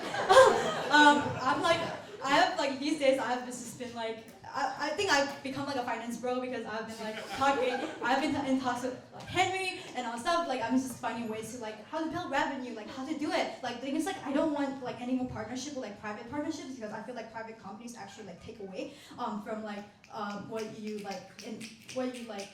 it's private, so they wouldn't want benefit for themselves. It's just logic because it's business. It's it's part of business now. I do want to partner with more public companies, and also in terms of revenue, I do want to reach out to all ASUC alumni because and the thing is they have money now, guys. I'm being honest. And the thing is I have been depending on alumni money. Thank you to all the alumni that donated to me, Cal, and also my sorority alumni. That's the reason why I'm still here, because of their money. Thank you, Finn. We're now going to take 2 questions from the audience, and I'm going to ask that any questions apply to all 3 candidates. Any questions? Yes, in the front. Oh, I think it might be a little hard to. You can just say it. Yeah, I can just say it. It won't reach. Yeah, this is kind of addressed towards Robert, but I'm sure the other 2 candidates can answer it as well. I'm honestly kind of confused at one of your answers to the questions earlier. When Ron Bar Yoshua came and spoke here, and I don't know if folks still don't know this, he is one of the most powerful men in Israel. If you made a list of the top 10 most powerful politicians in Israel, he would definitely be on that list. Not only is he an IDF soldier who has participated in fighting in Gaza, he's also an incredibly powerful lobbyist with many connections and is incredibly wealthy. He's said verbatim that every mosque, hospital, and kindergarten in Gaza is a terrorist camp that should be eliminated. So I'm honestly kind of sincerely really confused why you think it's okay to bring a person on campus who's calling for the death of entire people, many of whom are students here. And I don't know, if a pro-Russian group on campus was to invite a Russian general complicit in massacres of civilians in Ukraine, would you support that as well? This isn't directed towards all 3. Well, Ben and David can answer as well. Yeah. We can frame the. You can One of them justified it though. So I No, think he just had public comment on Senate meeting. can we just make it a general question that, what is your stance on the speaker? I think,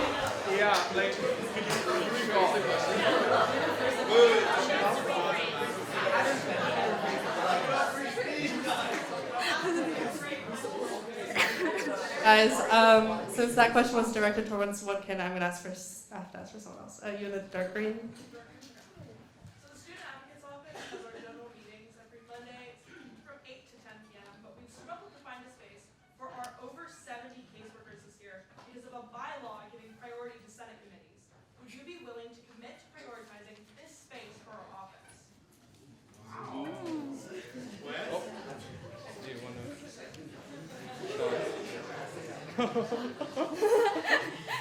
Thank you for that question. I think space is a part of one of my platforms, and I do agree that even outside of ASUC owned spaces, it is an issue that the entire campus is facing, ranging from members of my own community, the Latina community, ranging to dance orgs that have to practice in parking lots. My own Senate office was also unable to have a stable location until about a week ago, so I definitely empathize with how you're feeling. And yes, I would completely commit to working directly with the student advocate, the next student advocate, to ensure that you guys have a regular meeting space.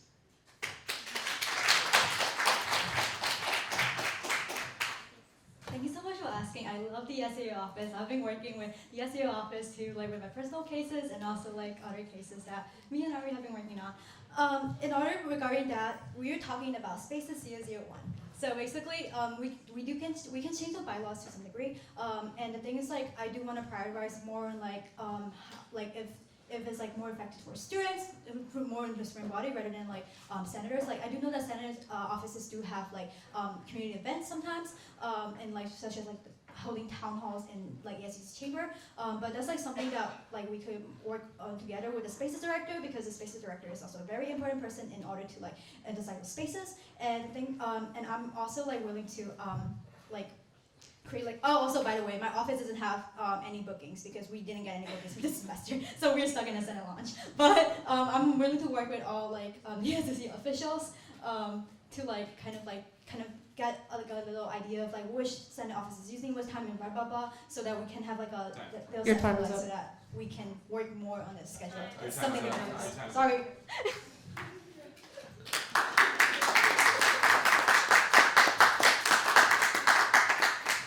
Right, there have been more than 700 reported cases of discrimination and sexual violence or sexual harassment from to the Office of Prevention of Discrimination, and I feel like student casework is extremely important. So what we would like to do firstly is remove redundant ASUC Senate committees and remove them entirely, thus freeing up spaces for student workers and student advocates. Moreover, we'd like to work with the Student Advocate's Office to make a basic risk prevention and workplace safety standard before providing funding to any student RSO before even registering them as a student organization, so that we can ensure that not only fraternities and sororities but also registered student organizations are safe spaces for our students and they can freely express their thoughts and opinions and engage with those activities. Thank you. One more question from the audience. Light green one. In a similar vein, given the lack of sufficient access to space for RSO leadership trainings, prevent sexual violence and sexual harassment, are you willing to commit to supporting space for these trainings as well? I guess I would start. Yes, I think it's of utmost importance that space should be committed to RSO student leadership training, and I feel like that should be put in the ASUC bylaws, and quite frankly surprised as to why it isn't there, right? Moreover, I feel like amongst the hundreds of pages of documentation that a student organization has to fill to get funding from the ASUC, not a single one mentions risk prevention and workplace safety, not a single one talks about preventing SVSH in RSOs, and I feel like that is extremely important to prevent, which is why I feel like there needs to be dedicated spaces as enshrined in ASUC bylaws for RSO student leadership training. Moreover, there needs to be a certification of RSOs and their workplace safety standards before providing them a cent of ASUC funding, because it is extremely important for us to adequately assign and allocate resources and not allocate resources to organizations which create an unsafe space for their members. Thank you.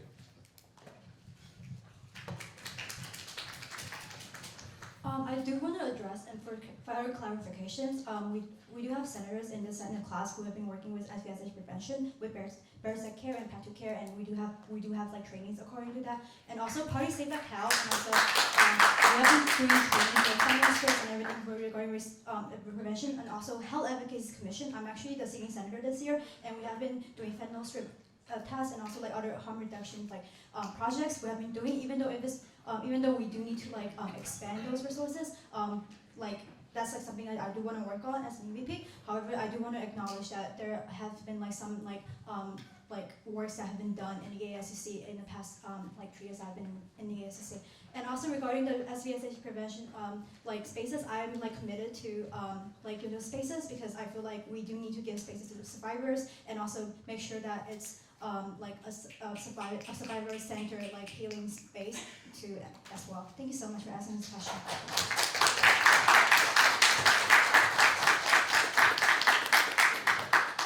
To answer your question, this question also is related to the Path to Care workshops for RSOs, correct? Great. I have already met with Path to Care. I've consulted with them specifically regarding this issue. I know that you guys have an administrative office in Sproul Hall. I have already spoken, I forget the name, also not the name drop, I guess.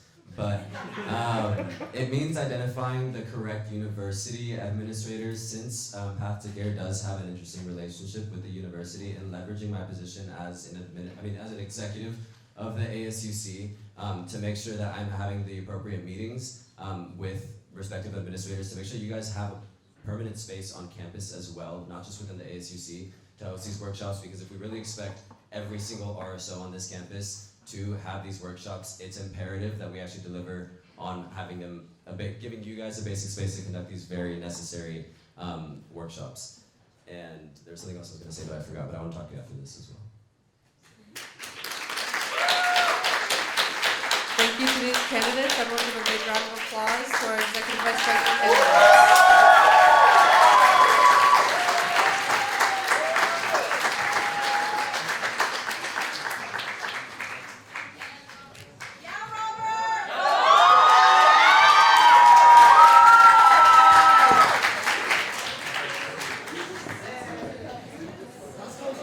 We'll now be having our next group, which is the External Affairs Vice President.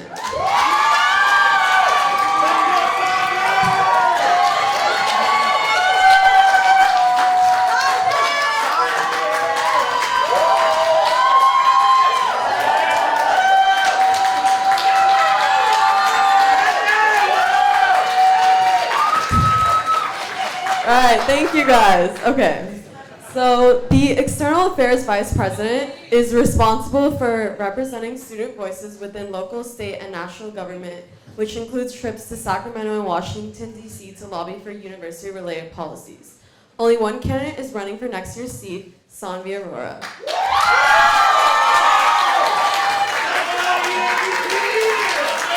All right. You now have 1 minute to introduce yourself and your campaign. My name is Sanvi. I'm a sophomore. I'm studying computer science and public policy, and I'm running to be your next External Affairs Vice President. Over the last 2 years, I joined the Office of the External Affairs Vice President during my freshman year. I joined the State Government Relations Department, and I was immediately enthralled by how transformative the experience to advocate alongside my peers were, and that's an experience that I want every single student at Berkeley to be able to also experience. Every single day, local, state, and federal decision makers, along with other social justice movements across the state of California and across our nation, are making decisions on our behalf. Yet, we are not consistently consulted in those decision-making processes. I've been able to witness directly how our office has been able to build pathways for student representation in these spaces, to actually turn the experiences that we live every day on our campus into law, into like narrative changes that we need to see across the country. We have a unique voice as students, and it's one thing to empower students on our campus to continue to tap into the civic energy that we've already created, but another to be able to scale that and continue to work with students across the country to ensure that our needs are being met. So I'm really excited.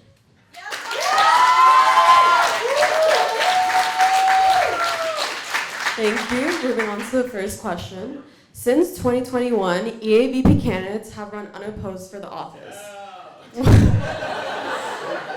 What does this say about accessibility to the ASUC that candidates who run for EAVP consistently come from within the office?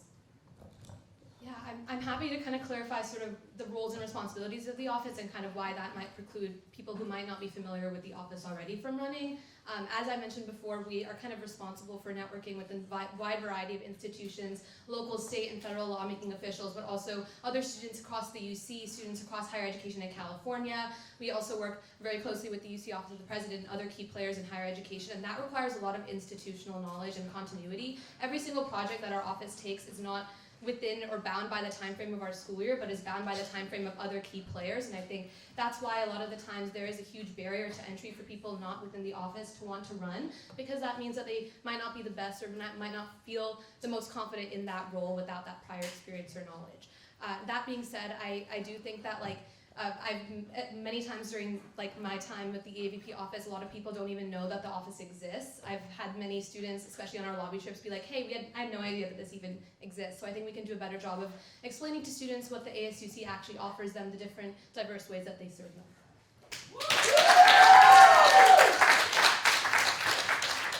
Your term will include the 2024 general election in November. How will you encourage voter turnout among students as you outlined in one of your platforms?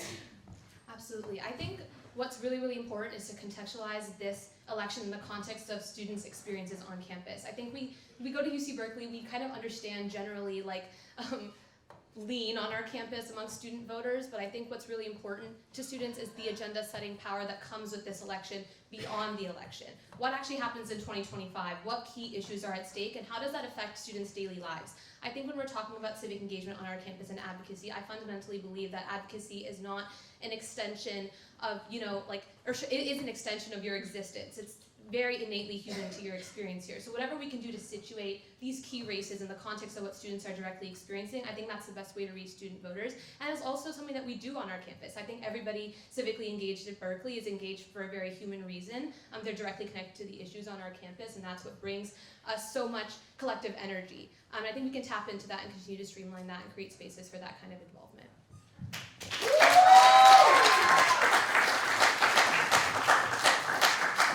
A lot of legislative work in the EAVP focuses on statewide policy. How do you cultivate a relationship with Berkeley City Council to advocate for students on a local level?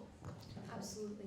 I think that it's incredibly important for us to continue building relationships with our city council. I think in the past our office has done a really good job of building and continuing those relationships, ensuring that they understand that students are going to be advocating for themselves and that we are a powerhouse when it comes to local politics. I think at the end of the day, local organizing is probably the most accessible to students just because it's right here, it's right near us. And that's something that we need to work on demystifying. I think that students need to understand how they can tap into city council, how they can go out and turn out to public comment, what issues city council actually has jurisdiction over that directly affect their daily life.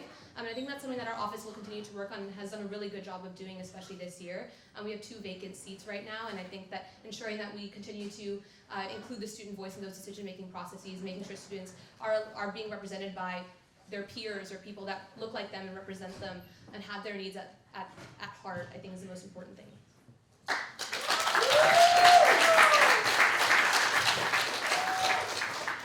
Of the executive offices, EAVP has the highest budget allocation by far with $74,000. More than half of this funding is discretionary. How do you best allocate this funding to accomplish your platforms? Absolutely. I think one of the main, uses of our funding has been primarily to elevate the advocacy of community groups on campus. As an office, our job is to look out for all communities on our campus and ensure that they are supported in their advocacy. It's not to speak on behalf of them. And I think that's one really core tenet of our mission as an office over the last few years and will continue to be a core tenet in how we allocate funding. We want to make sure that we are anticipating student needs, that they feel energized and continue to feel supported in advocating for themselves and freely expressing themselves on campus. The other thing that we really focus on is actually creating pathways for students to actually access these institutions. I think a lot of the times with state and federal policymaking particularly, they seem really far away from us because they're physically far away. But I think that what we can do to bring these places closer, these institutions closer to students or show them where their impact can be most tangible is by giving them the opportunity to actually move the needle by, taking them out to lobby and to also engage with those lawmakers in person.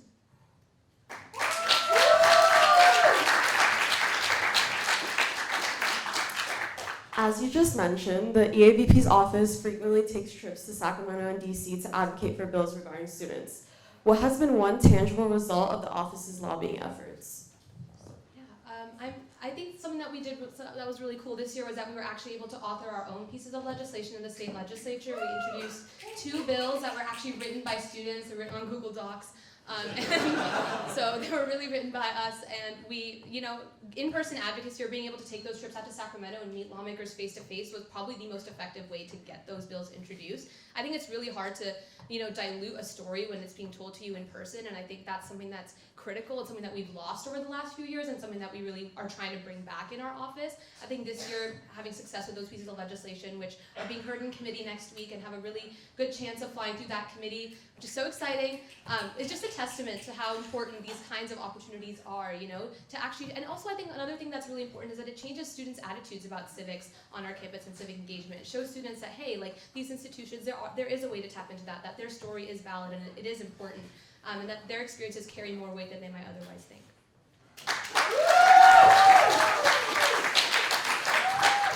We'll now take 2 audience questions.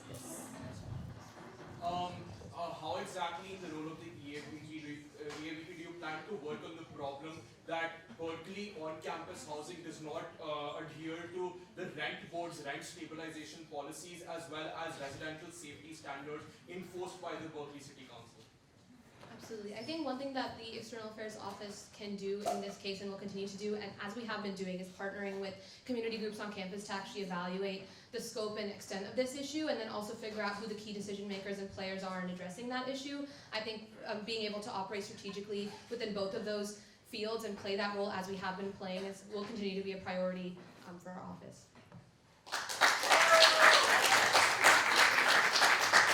We'll take one more question. Okay. If there are none, that's it. Round of applause for Selby.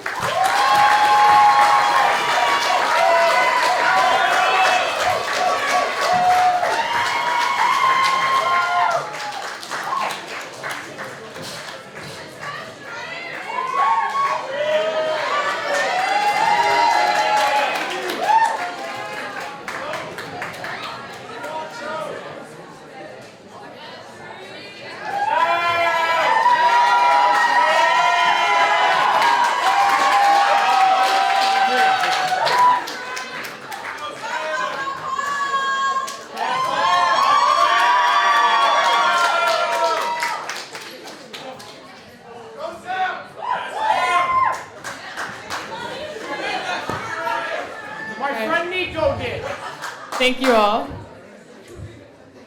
The President serves as the Chief Executive of the ASUC and implements an advocacy agenda each year that outlines specific goals of elected officials. Other duties may also fall under that role that impact the broader campus and UC system. This year, current ASUC President Sydney Roberts is serving on the committee to recommend candidates for the next UC Berkeley Chancellor. 3 candidates are vying for the coveted position of ASUC President this election, but obviously only 2 are here tonight. Please welcome Shri Gopal and Sam Godenstein.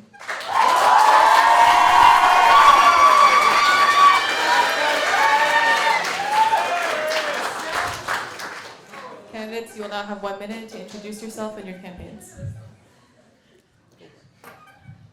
Hi everyone. Thank you so much all for being here, and thank you to the Daily Cal and Elections Council for organizing this. My name is Shri Gopal, and my pronouns are she, her, and I'm running to be your next ASUC president because I've spent the last 3 years listening to and hearing from hundreds of students about their concerns and problems and designing and executing innovative solutions. I started off as an intern in the Office of the President. As a senator in my sophomore year, I secured free industrial-grade menthol product dispensers in every single Cal dorm building. And as your current executive president, I've worked to provide LinkedIn Learning free of cost to every single Berkeley student. 5 new practice and performance spaces in Hearst Memorial Gymnasium, and I'm currently working on doubling the amount of funding allocated to RSOs. As president, I'll increase funding and space for underserved communities, advance student safety, and make sure students leave Cal feeling prepared to enter the professional world. I am the only candidate with a proven track record of following through on my promises and serving students with passion, tenacity, and loyalty.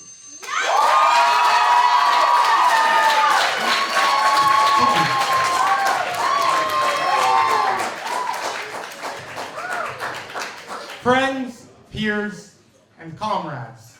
It's lovely to see you all out here tonight. My name is Sam Grotenstein. I'm a freshman, and I'm running to be your ASUC president. Since a very young age, I have been politically active. In 2020, I canvassed for the Bernie Sanders campaign. In 2022, I worked on youth outreach with Hugo Soto Martinez, a candidate running for LA City Council. I unionized my high school newspaper and was kicked off for doing it. At Berkeley, I am organized with the student body directly. I mobilized a chess-in at the City Hall when the chess club was swept by Roger Robinson. I am running to break through the insularity of the ASUC and to bring it back to the Berkeley student body. I am running on ASUC Senate reform. I am running on housing access, increased career opportunity, and improved student health. Thank you.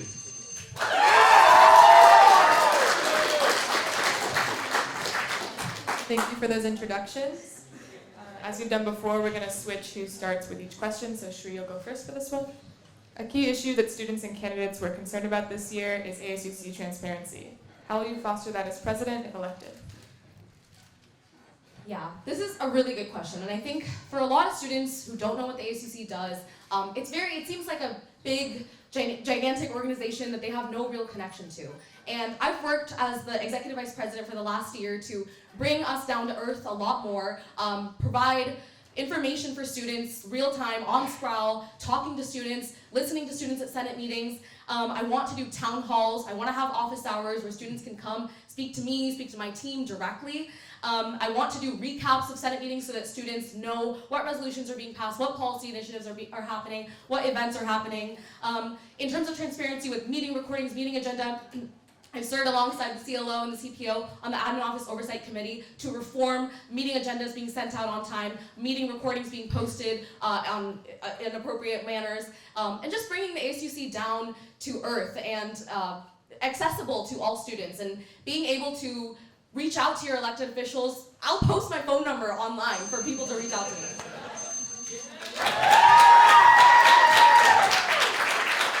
Right. I agree that transparency is tremendously important, especially in light of the fact that we had a very, very important council meeting about People's Park go missing this year, which is simply unacceptable. I think I agree with Robert that the best way to build transparency is to build personal relationships. I have been out at Sather Gate. I have been out at the picket line. I don't just have peers, I don't just have constituents, I have friends and comrades. I am going to be accountable because I have real life relationships with these people. I do. I think we need to expand ASUC town halls. I think we need to see our ASUC representatives out with their boots on the ground at student movements, not just watching from Eshelman, but protesting on Sproul, walking to Berkeley City Council. I think that our ASUC needs to get active and actually tapped in with our community. Thank you.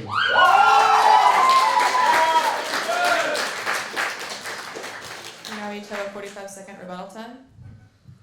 So one of your platforms is Senate reform, and you say that you want to address student concerns and increase transparency, town halls, but you haven't attended a single Senate meeting, and you haven't listened to hundreds of students come here. We sit until 2 a.m. listening to public comment so that we can hear what students actually want to see from the ASUC.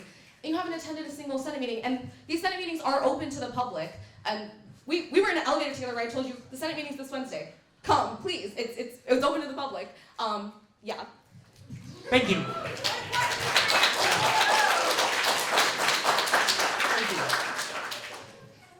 I would be a lot more inclined to go to Senate meetings if the Senate passed resolutions that were meaningful and that affected the majority of students. I think it is obvious to most of us that the Senate has been tremendously stagnant this year. The Daily Cal wrote an op-ed about this, or an editorial about this.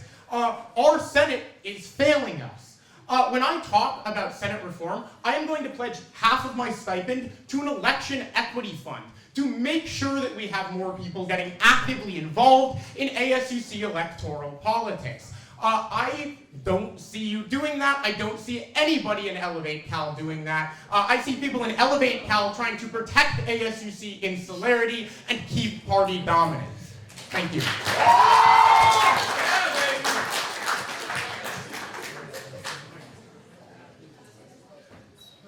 Thank you for those responses. For our next question, Sam, you'll go first. UC Berkeley will have a new chancellor for the next academic year. What do you envision is the office of the president's role in collaborating with the chancellor? Right, so our student government is very unique in that we are one of the few college student governments that is entirely independent from administration. Because of that, I see the new chancellor as a new opportunity to set a new tempo in which we make it very clear that we will not meet them halfway, that we will not take compromises. We will stand and we will fight with a backbone for students and the needs of students. I have worked with a lot of orgs on campus. As I mentioned, I have done a lot of on-campus organizing. And I will be there not just fighting with students on the ground, but carrying that fight into the office of our new chancellor. I really, really can't emphasize enough that I think that this is an important time to set a new pace of affirming the power of the student body, affirming the power of coalition building, and affirming the interests of students and not administrators. Thank you.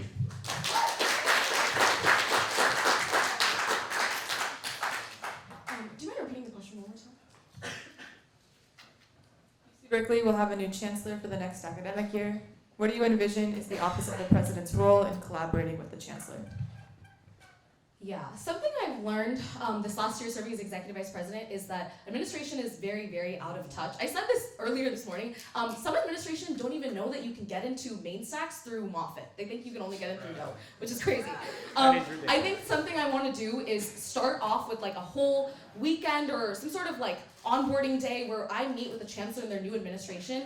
And prior to this, I want to reach out to, speak with community leaders, ASUC officials, appointed officials, students, get their real-time concerns, hold town halls, do surveys, get all of this stratified information and consolidate it into information that the chancellor and their administration can look at as these are our priorities as an association, as a student body for this next year, and this is what we want to see from you. So approaching this from an assertive but informed way. And I also want to get a really comprehensive budget overview of where all of our campus budget goes to and what areas are underfunded and misallocated to.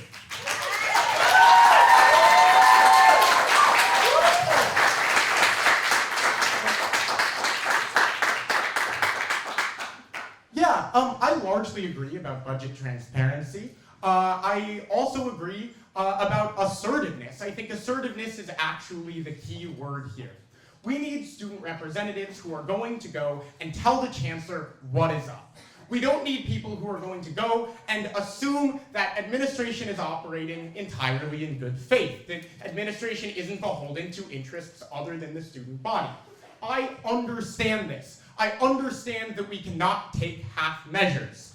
As your ASUC president, I pledge to be assertive, to be confident, to show up at every chance, not just to speak with the chancellor, but to lock arms with students in protesting, to join picket lines, to fight with students about issues that actually matter, and then to bring that fight into the office of the chancellor. Thank you.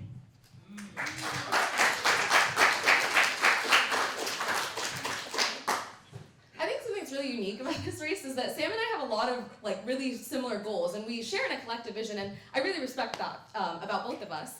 That's the first thing. The second thing I wanted to say is definitely it's super important to be assertive with administration and also on the ground, boots on the ground, and locking arms with students and comrades. I think the biggest thing is I think the biggest thing also though is when I've spoken to community leaders, it's really important to also work behind the scenes sometimes. It's not just important to always be the face, making statements and taking a really strong stance against things. Sometimes it's better to take a step back, hear from the actual students who are on the ground, and advance those interests in a more calculated way. So yeah, and I also want to say you spoke about coalition building, but then you are against Elevate Cal and parties, so it seems like a little bit of a conundrum. There's only one political party. But there was two last year. Thank you. Each executive officer in the ASUC receives the same stipend, $4,000 per fiscal year. But the offices themselves receive widely different amounts to account for different discretionary funding needs. Would you restructure the internal finance of the ASUC, if at all? I'm sure you can go first. Yeah, I definitely think we need to do like an overhaul of which offices receive how much funding, what grants are under which offices, how like money is flowing through the ASUC, and I want to get student input on, I want to get informed student input. So I want to let students know about how, why each like Sanvi mentioned this about EAVP, they do a ton of things related to advocacy, and that's why they have a huge, like, way bigger budget. So I think it's really important that students know about these things and then give us feedback based on that. And using this feedback, I think we can make decisions on which offices get how much like of the ASUC's budget and whether we need to increase it, decrease it, whether certain grants or funding opportunities fall under certain offices, things like that. Thank you. Yeah, I think the key word here is transparency. When we talk about redoing internal funding in the ASUC, this needs to be a democratic process. And as the president, I will share every step of this process with you guys. I think that, I don't know, I obviously do not have direct experience in the ASUC. I think direct experience can sometimes put blinders on to what is actually necessary, especially in the ASUC where people tend to come up through an office and then run for Senate and then run for something else. I think they largely lose sight of what can actually be done with the position. So yeah, I think we need to reach out to students to democratize the process of funding, to ask students where they want their tuition money to be going, because that's exactly where the ASUC gets its money, from us, from the students. So they ought to represent our needs. Thank you.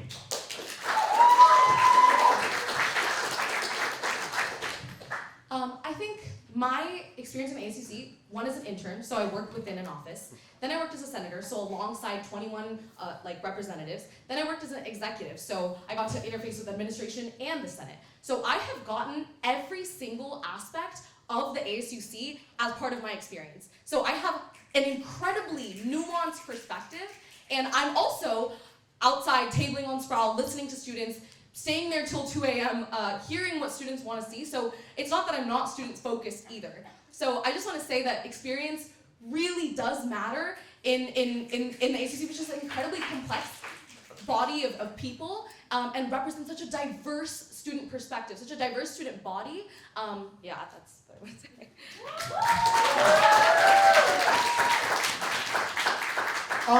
Yeah, given the emphasis you put on experience, I think it's kind of ironic that you've endorsed Cecilia Lunapara for City Council District 7.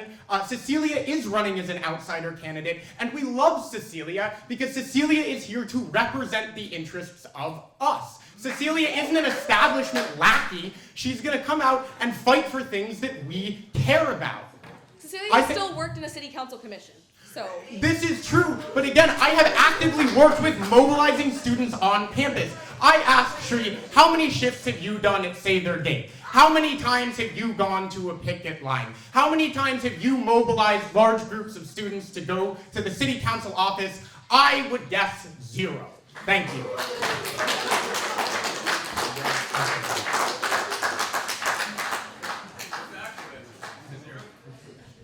Earlier this semester, the ASUC Senate passed a resolution in support of the ASUC and Graduate Assembly separation.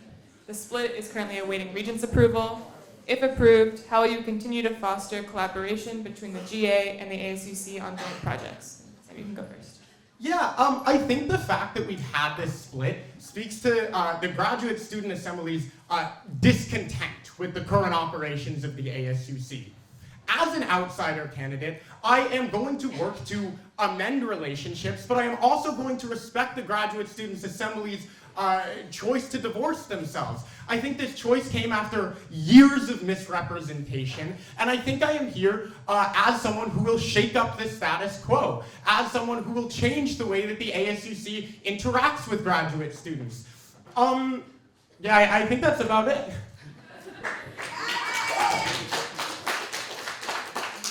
I think the GA-ASUC split is an incredibly monumental shift in the ASUC's fundamental governance, and I think it's so important that someone who was in the ASUC, who was at the meeting where that resolution was passed, is involved with the split next year. Because it's going to take a lot of institutional knowledge of contracts, how revenue and space is divided between the ASUC and the Graduate Assembly to make sure that that entire transition happens equitably, which is why experience matters so much.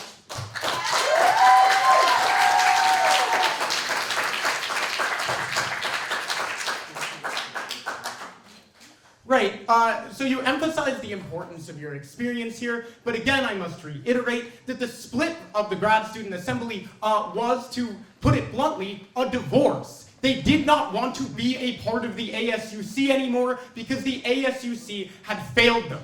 I simply find it implausible that the people who were a part of that failure are going to be essential in re-bridging the gap or in overseeing this transition. I think it's highly unplausible. I think I have worked with a lot of grad students and grad students for Palestine. I think I have been shown my support for graduate students and their causes, and I will continue to do so. I will continue to work with them as president. Thank you. Sam, I really appreciate your commitment to working with grad students. I think also as a freshman, that's awesome, so I commend you for that. That's the first thing. Second thing, if you look at the actual legislation that was passed regarding the split, the Graduate Assembly wants to have a committee with the ASUC to establish the guidelines and how the split is going to happen. So the Graduate Assembly wants to work in tandem. I've spoken with McKaylee, Angikar, so many times because I've been in these spaces about how the split is going to look, and I know the most tactical way that's going to benefit the both of our student bodies. And yeah, I think we should read the legislation and the words that were written in there. So yeah.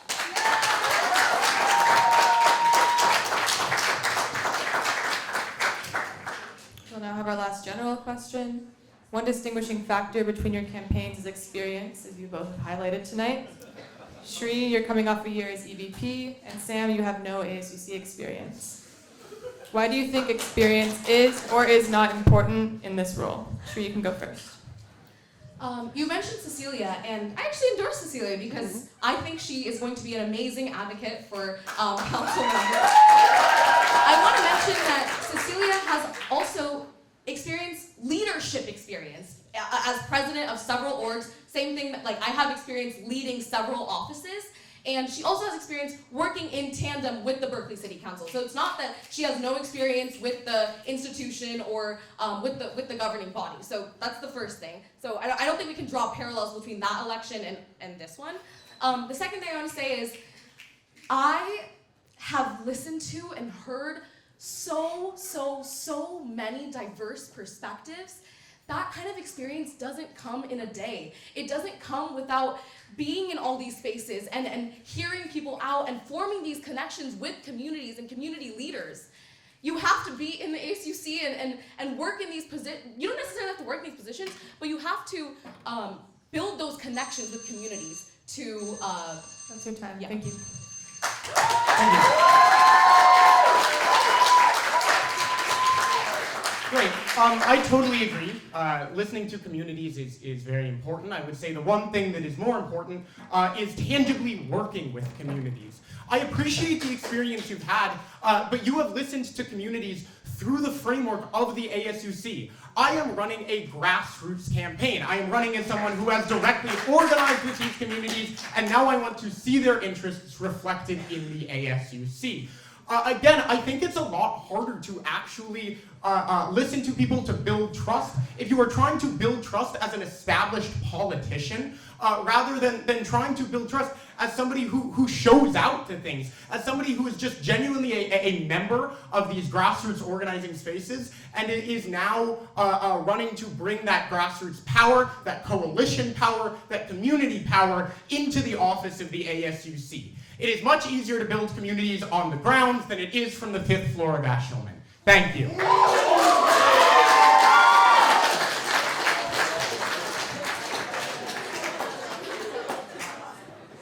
I want to bring up some of my community endorsements. The Latina community, the transfer community, the East Asian community. I'm endorsed by the MEMSA Coalition Chair. I have worked this last year to provide all, these people aren't endorsing me because I just showed up to a meeting once. I have consistently been there in these spaces, advocating for these communities with administration. Yes, it's important to be part of grassroots organizations. I 100% understand that, and I agree. But I think it's also important, what do these grassroots organizations want? They want administration to notice them, to listen to what they have to say. And it's important to have a candidate who knows how to do that. Thank you.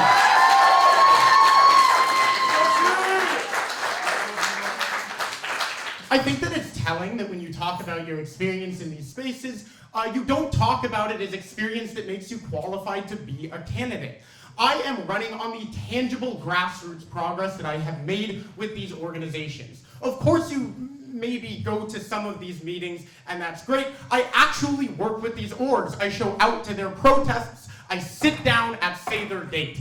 This is just not something I see you doing. I haven't seen you out in the community like that. I haven't seen you at protests. I haven't seen you on picket lines.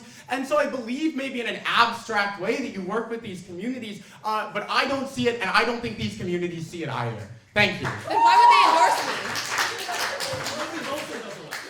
How many times have they endorsed someone not endorsed? Also, for the record, RSOs aren't allowed to give endorsements, and that's another big reason why I have struggled to get endorsements. Okay. All right, Sam, we have 2 questions for you. Your campaign centers on the idea that the ASUC establishment is stagnant and inaccessible. How do you plan to address internal barriers within the ASUC as a relative outsider? Right, so I understand that I cannot change the ASUC alone.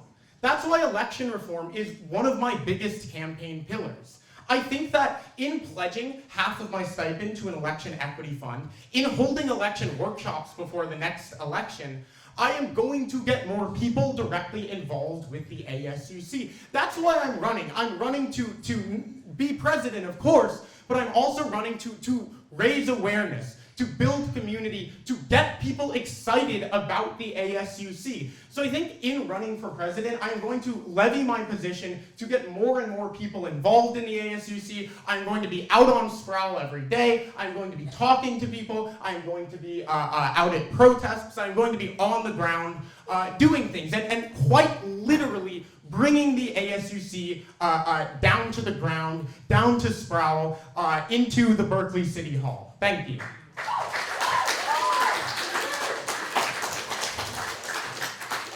You're running on very ambitious platforms, whether that's improving housing policy or divesting from BlackRock. These are both things that the administration has taken little to no initiative to accomplish. How do you plan to make these goals a reality? Right. So again, this is why I emphasize the importance of on-the-ground organizing. It is obvious to everybody in this room, assuming you know even a little bit about the ASUC, that as senators, as presidents, we do not have the final say over a lot of things. Often, we get bullied by the administration. We pass resolutions, we fight for things that the administration simply goes on to ignore. That's why I think we need to mix politicking that happens in the office with politicking that happens on the ground. I will be, continue to be, whether or not I get elected, I will continue to be at Say Their Date. I will continue the physical fight for divestment. And I think that this is something that's really important. When the ASUC alone cannot get our goals passed, we need a president who is willing to put their physical body on the line to fight with students. Thank you.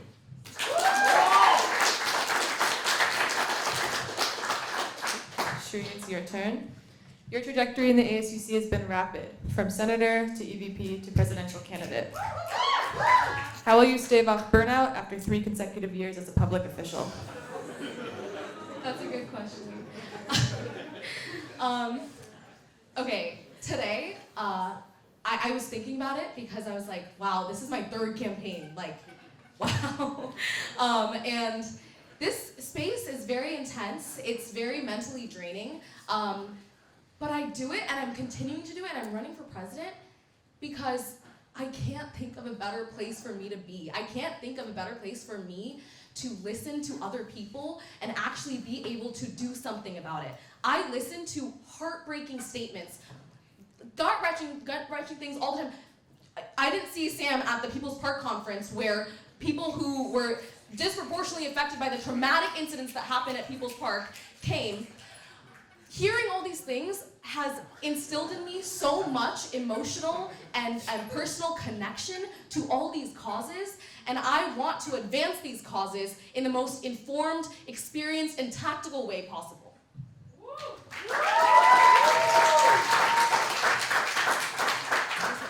Your last question from the Daily Cal tonight. For the past 3 years, Elevate Cal's presidential candidate has won the election. But many people, including one of your opponents, has criticized the parties for making the ASUC inaccessible. Do you think this is a problem, and if so, how do you plan to reform party politics and student government? There was a bill passed at the end of last year to reform elections and parties, and one of the big things they said was it's super important that students have the fundamental ability to organize in pursuit of shared goals. And that's exactly what Elevate Cal is. First. Second thing, most of my collaborations in office, both as senator and as EVP, have been with independent candidates. Those are the people I collaborate with most. I'm supporting, most of the candidates I'm supporting actually for Senate are independent candidates. Me running with the party is in order to advance those candidates, those underserved communities, to make sure they have a seat at the table. And that's why I'm running with Elevate Cal. And after the election, I want to make sure that every single elected, appointed official has an equal opportunity, has the opportunity to interface with administration, has the opportunity to interface with me. So, yeah, that's my answer. Thank you both. And I'll take 2 questions from the audience.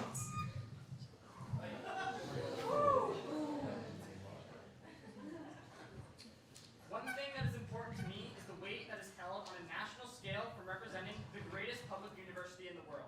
The words that you say will be listened to. How do you see this responsibility, and does lack of experience put the campus's reputation at risk? Okay, yeah, so I think we see right now on a national level a lot of scrutiny put on campus administrators, right? You've seen in the last year, 2 different campus administrators have to testify before the federal government.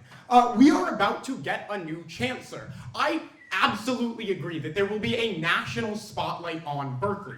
That's why I think we need to get somebody talking to the chancellor who will actually advocate for the needs of students, who won't try and pursue half measures, but will fight for things that people are on the ground fighting for. Awesome whistling in the audience.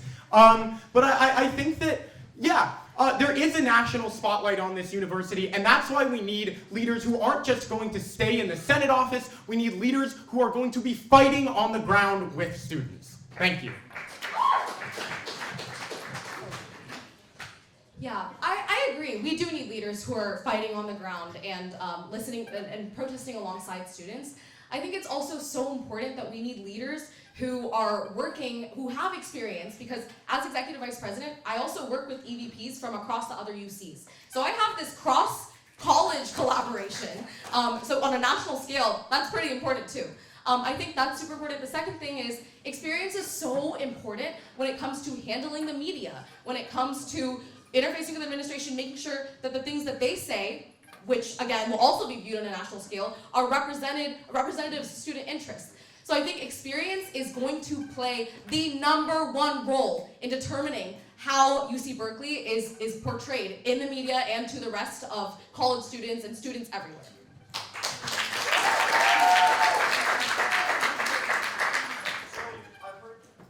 I've heard a lot of talk about. No, that's me. Thank you.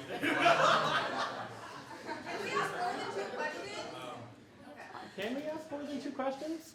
Yeah, well, we have time for a couple more.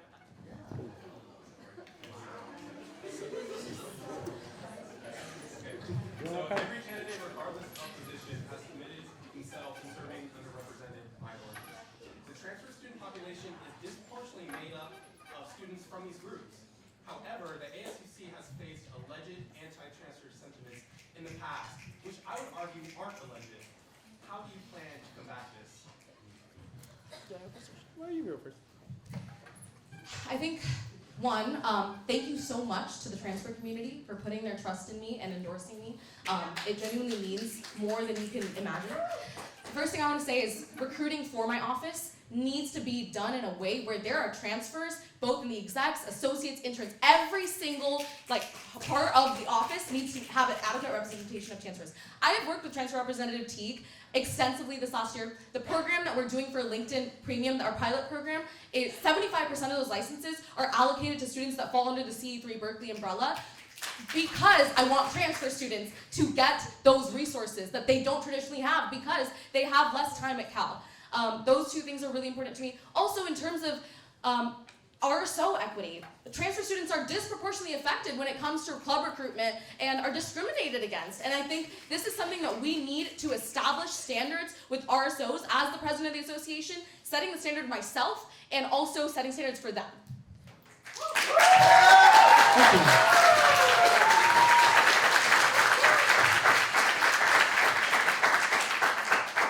Yeah, I largely agree with a lot of the things that you've said. I think that the transfer student population has it pretty rough. I know this because my VP is a transfer student, and I have talked intimately with him and other transfer students about the real issues faced by transfer students. That being said, I think that transfer students, like all other students on Cal, are facing a lot of the same inequities when we talk about career opportunity resources.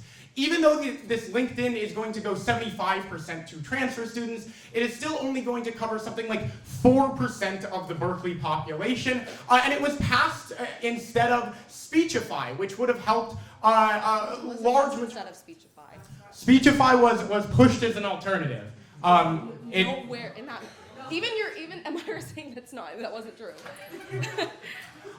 Regardless, the point is that this legislation promotes hyper-competition when we ought to be pushing for legislation that is inclusive to everybody. Thank you.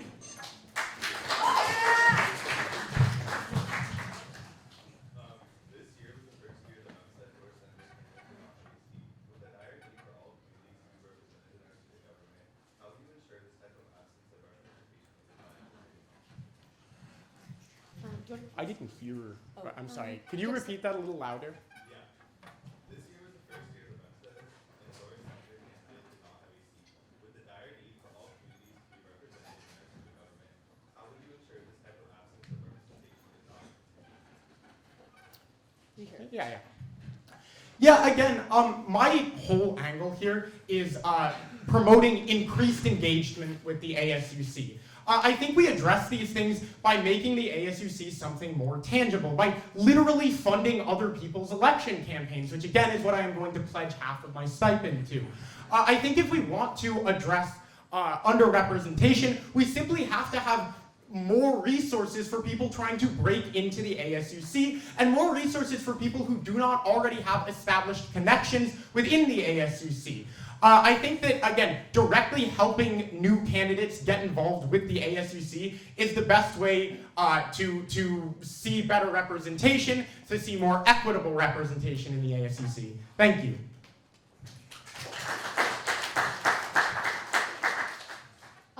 This year, again, I'm going to shout out, Memphis Coalition Chair Sama endorsed me, so I'm very, very, very honored, again, to receive that endorsement. I have made sure that every single time the Memphis Coalition Chair came to the Senate meeting and needed a recognition and a chance to speak at the Senate meeting and make sure their voice was heard, I have made sure that happens as the chair of the Senate. Second thing, I have made sure every single time they need a space in Eshelman or even beyond for an event, for programming, that I get that to them because space is under the EVP's jurisdiction. Any community that is not represented by the Senate or by our elected body, I will make sure and I will work towards providing them space, funding, and a seat at the table.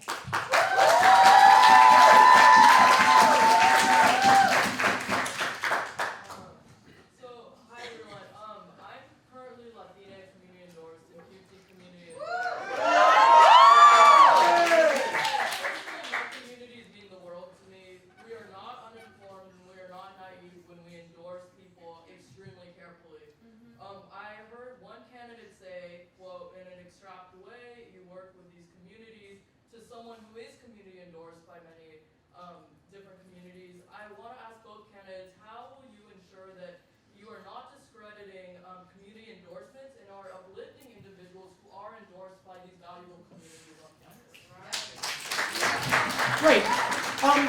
I think to answer that question, it's important to talk about the landscape of endorsements and how they actually work.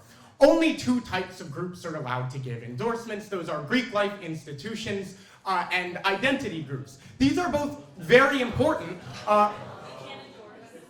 Who can endorse? Greek life institutions can. Greek life institutions have an undue amount of political influence. That being said, especially AFI. That being said, I do think that if we do want more equitable endorsements, we ought to allow more groups of people to give endorsements. I have been working, again, directly with a lot of RSOs. For instance, and this is a awesome thing, I've been working with the Cal students for dance games to try and get the DDR machine back in MLK. That's not going to happen if we don't let small communities also do endorsements. Thank you. Okay. Community endorsements are everything, genuinely. Because that means I didn't just get these community endorsements by filling out a form. These forms are open publicly. Everyone could access them. I went to these meetings prior as well to listen to these student concerns, and I addressed them in a meaningful way. And that's why I'm community endorsed. Second thing, you talked about dance games. It was actually the 312 renovation that my office handled, brought the Dance Dance Revolution machine to Eshelman Hall. It gave them space after they were kicked out of It's not there. It's not there, and that is why they talked to me about it. There's been conflicts surrounding the situation. So it's not there. Students have been put at risk, so that's why. By the DDR machine? By conflicts over who's going to use the DDR machine. So, that's not my point. My point is that I've worked with these communities to ensure that they are represented, and I've listened to them. That's the most important part. I've had meaningful conversations with them.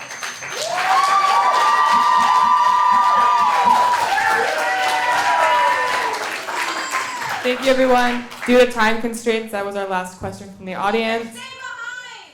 I am happy to stay behind and answer any other questions as well. The building does not want us. Okay. They don't want us to My stay bad. behind. We'll stand outside. Yeah. So let's wrap it up. But can we get a huge round of applause for our presidential candidates?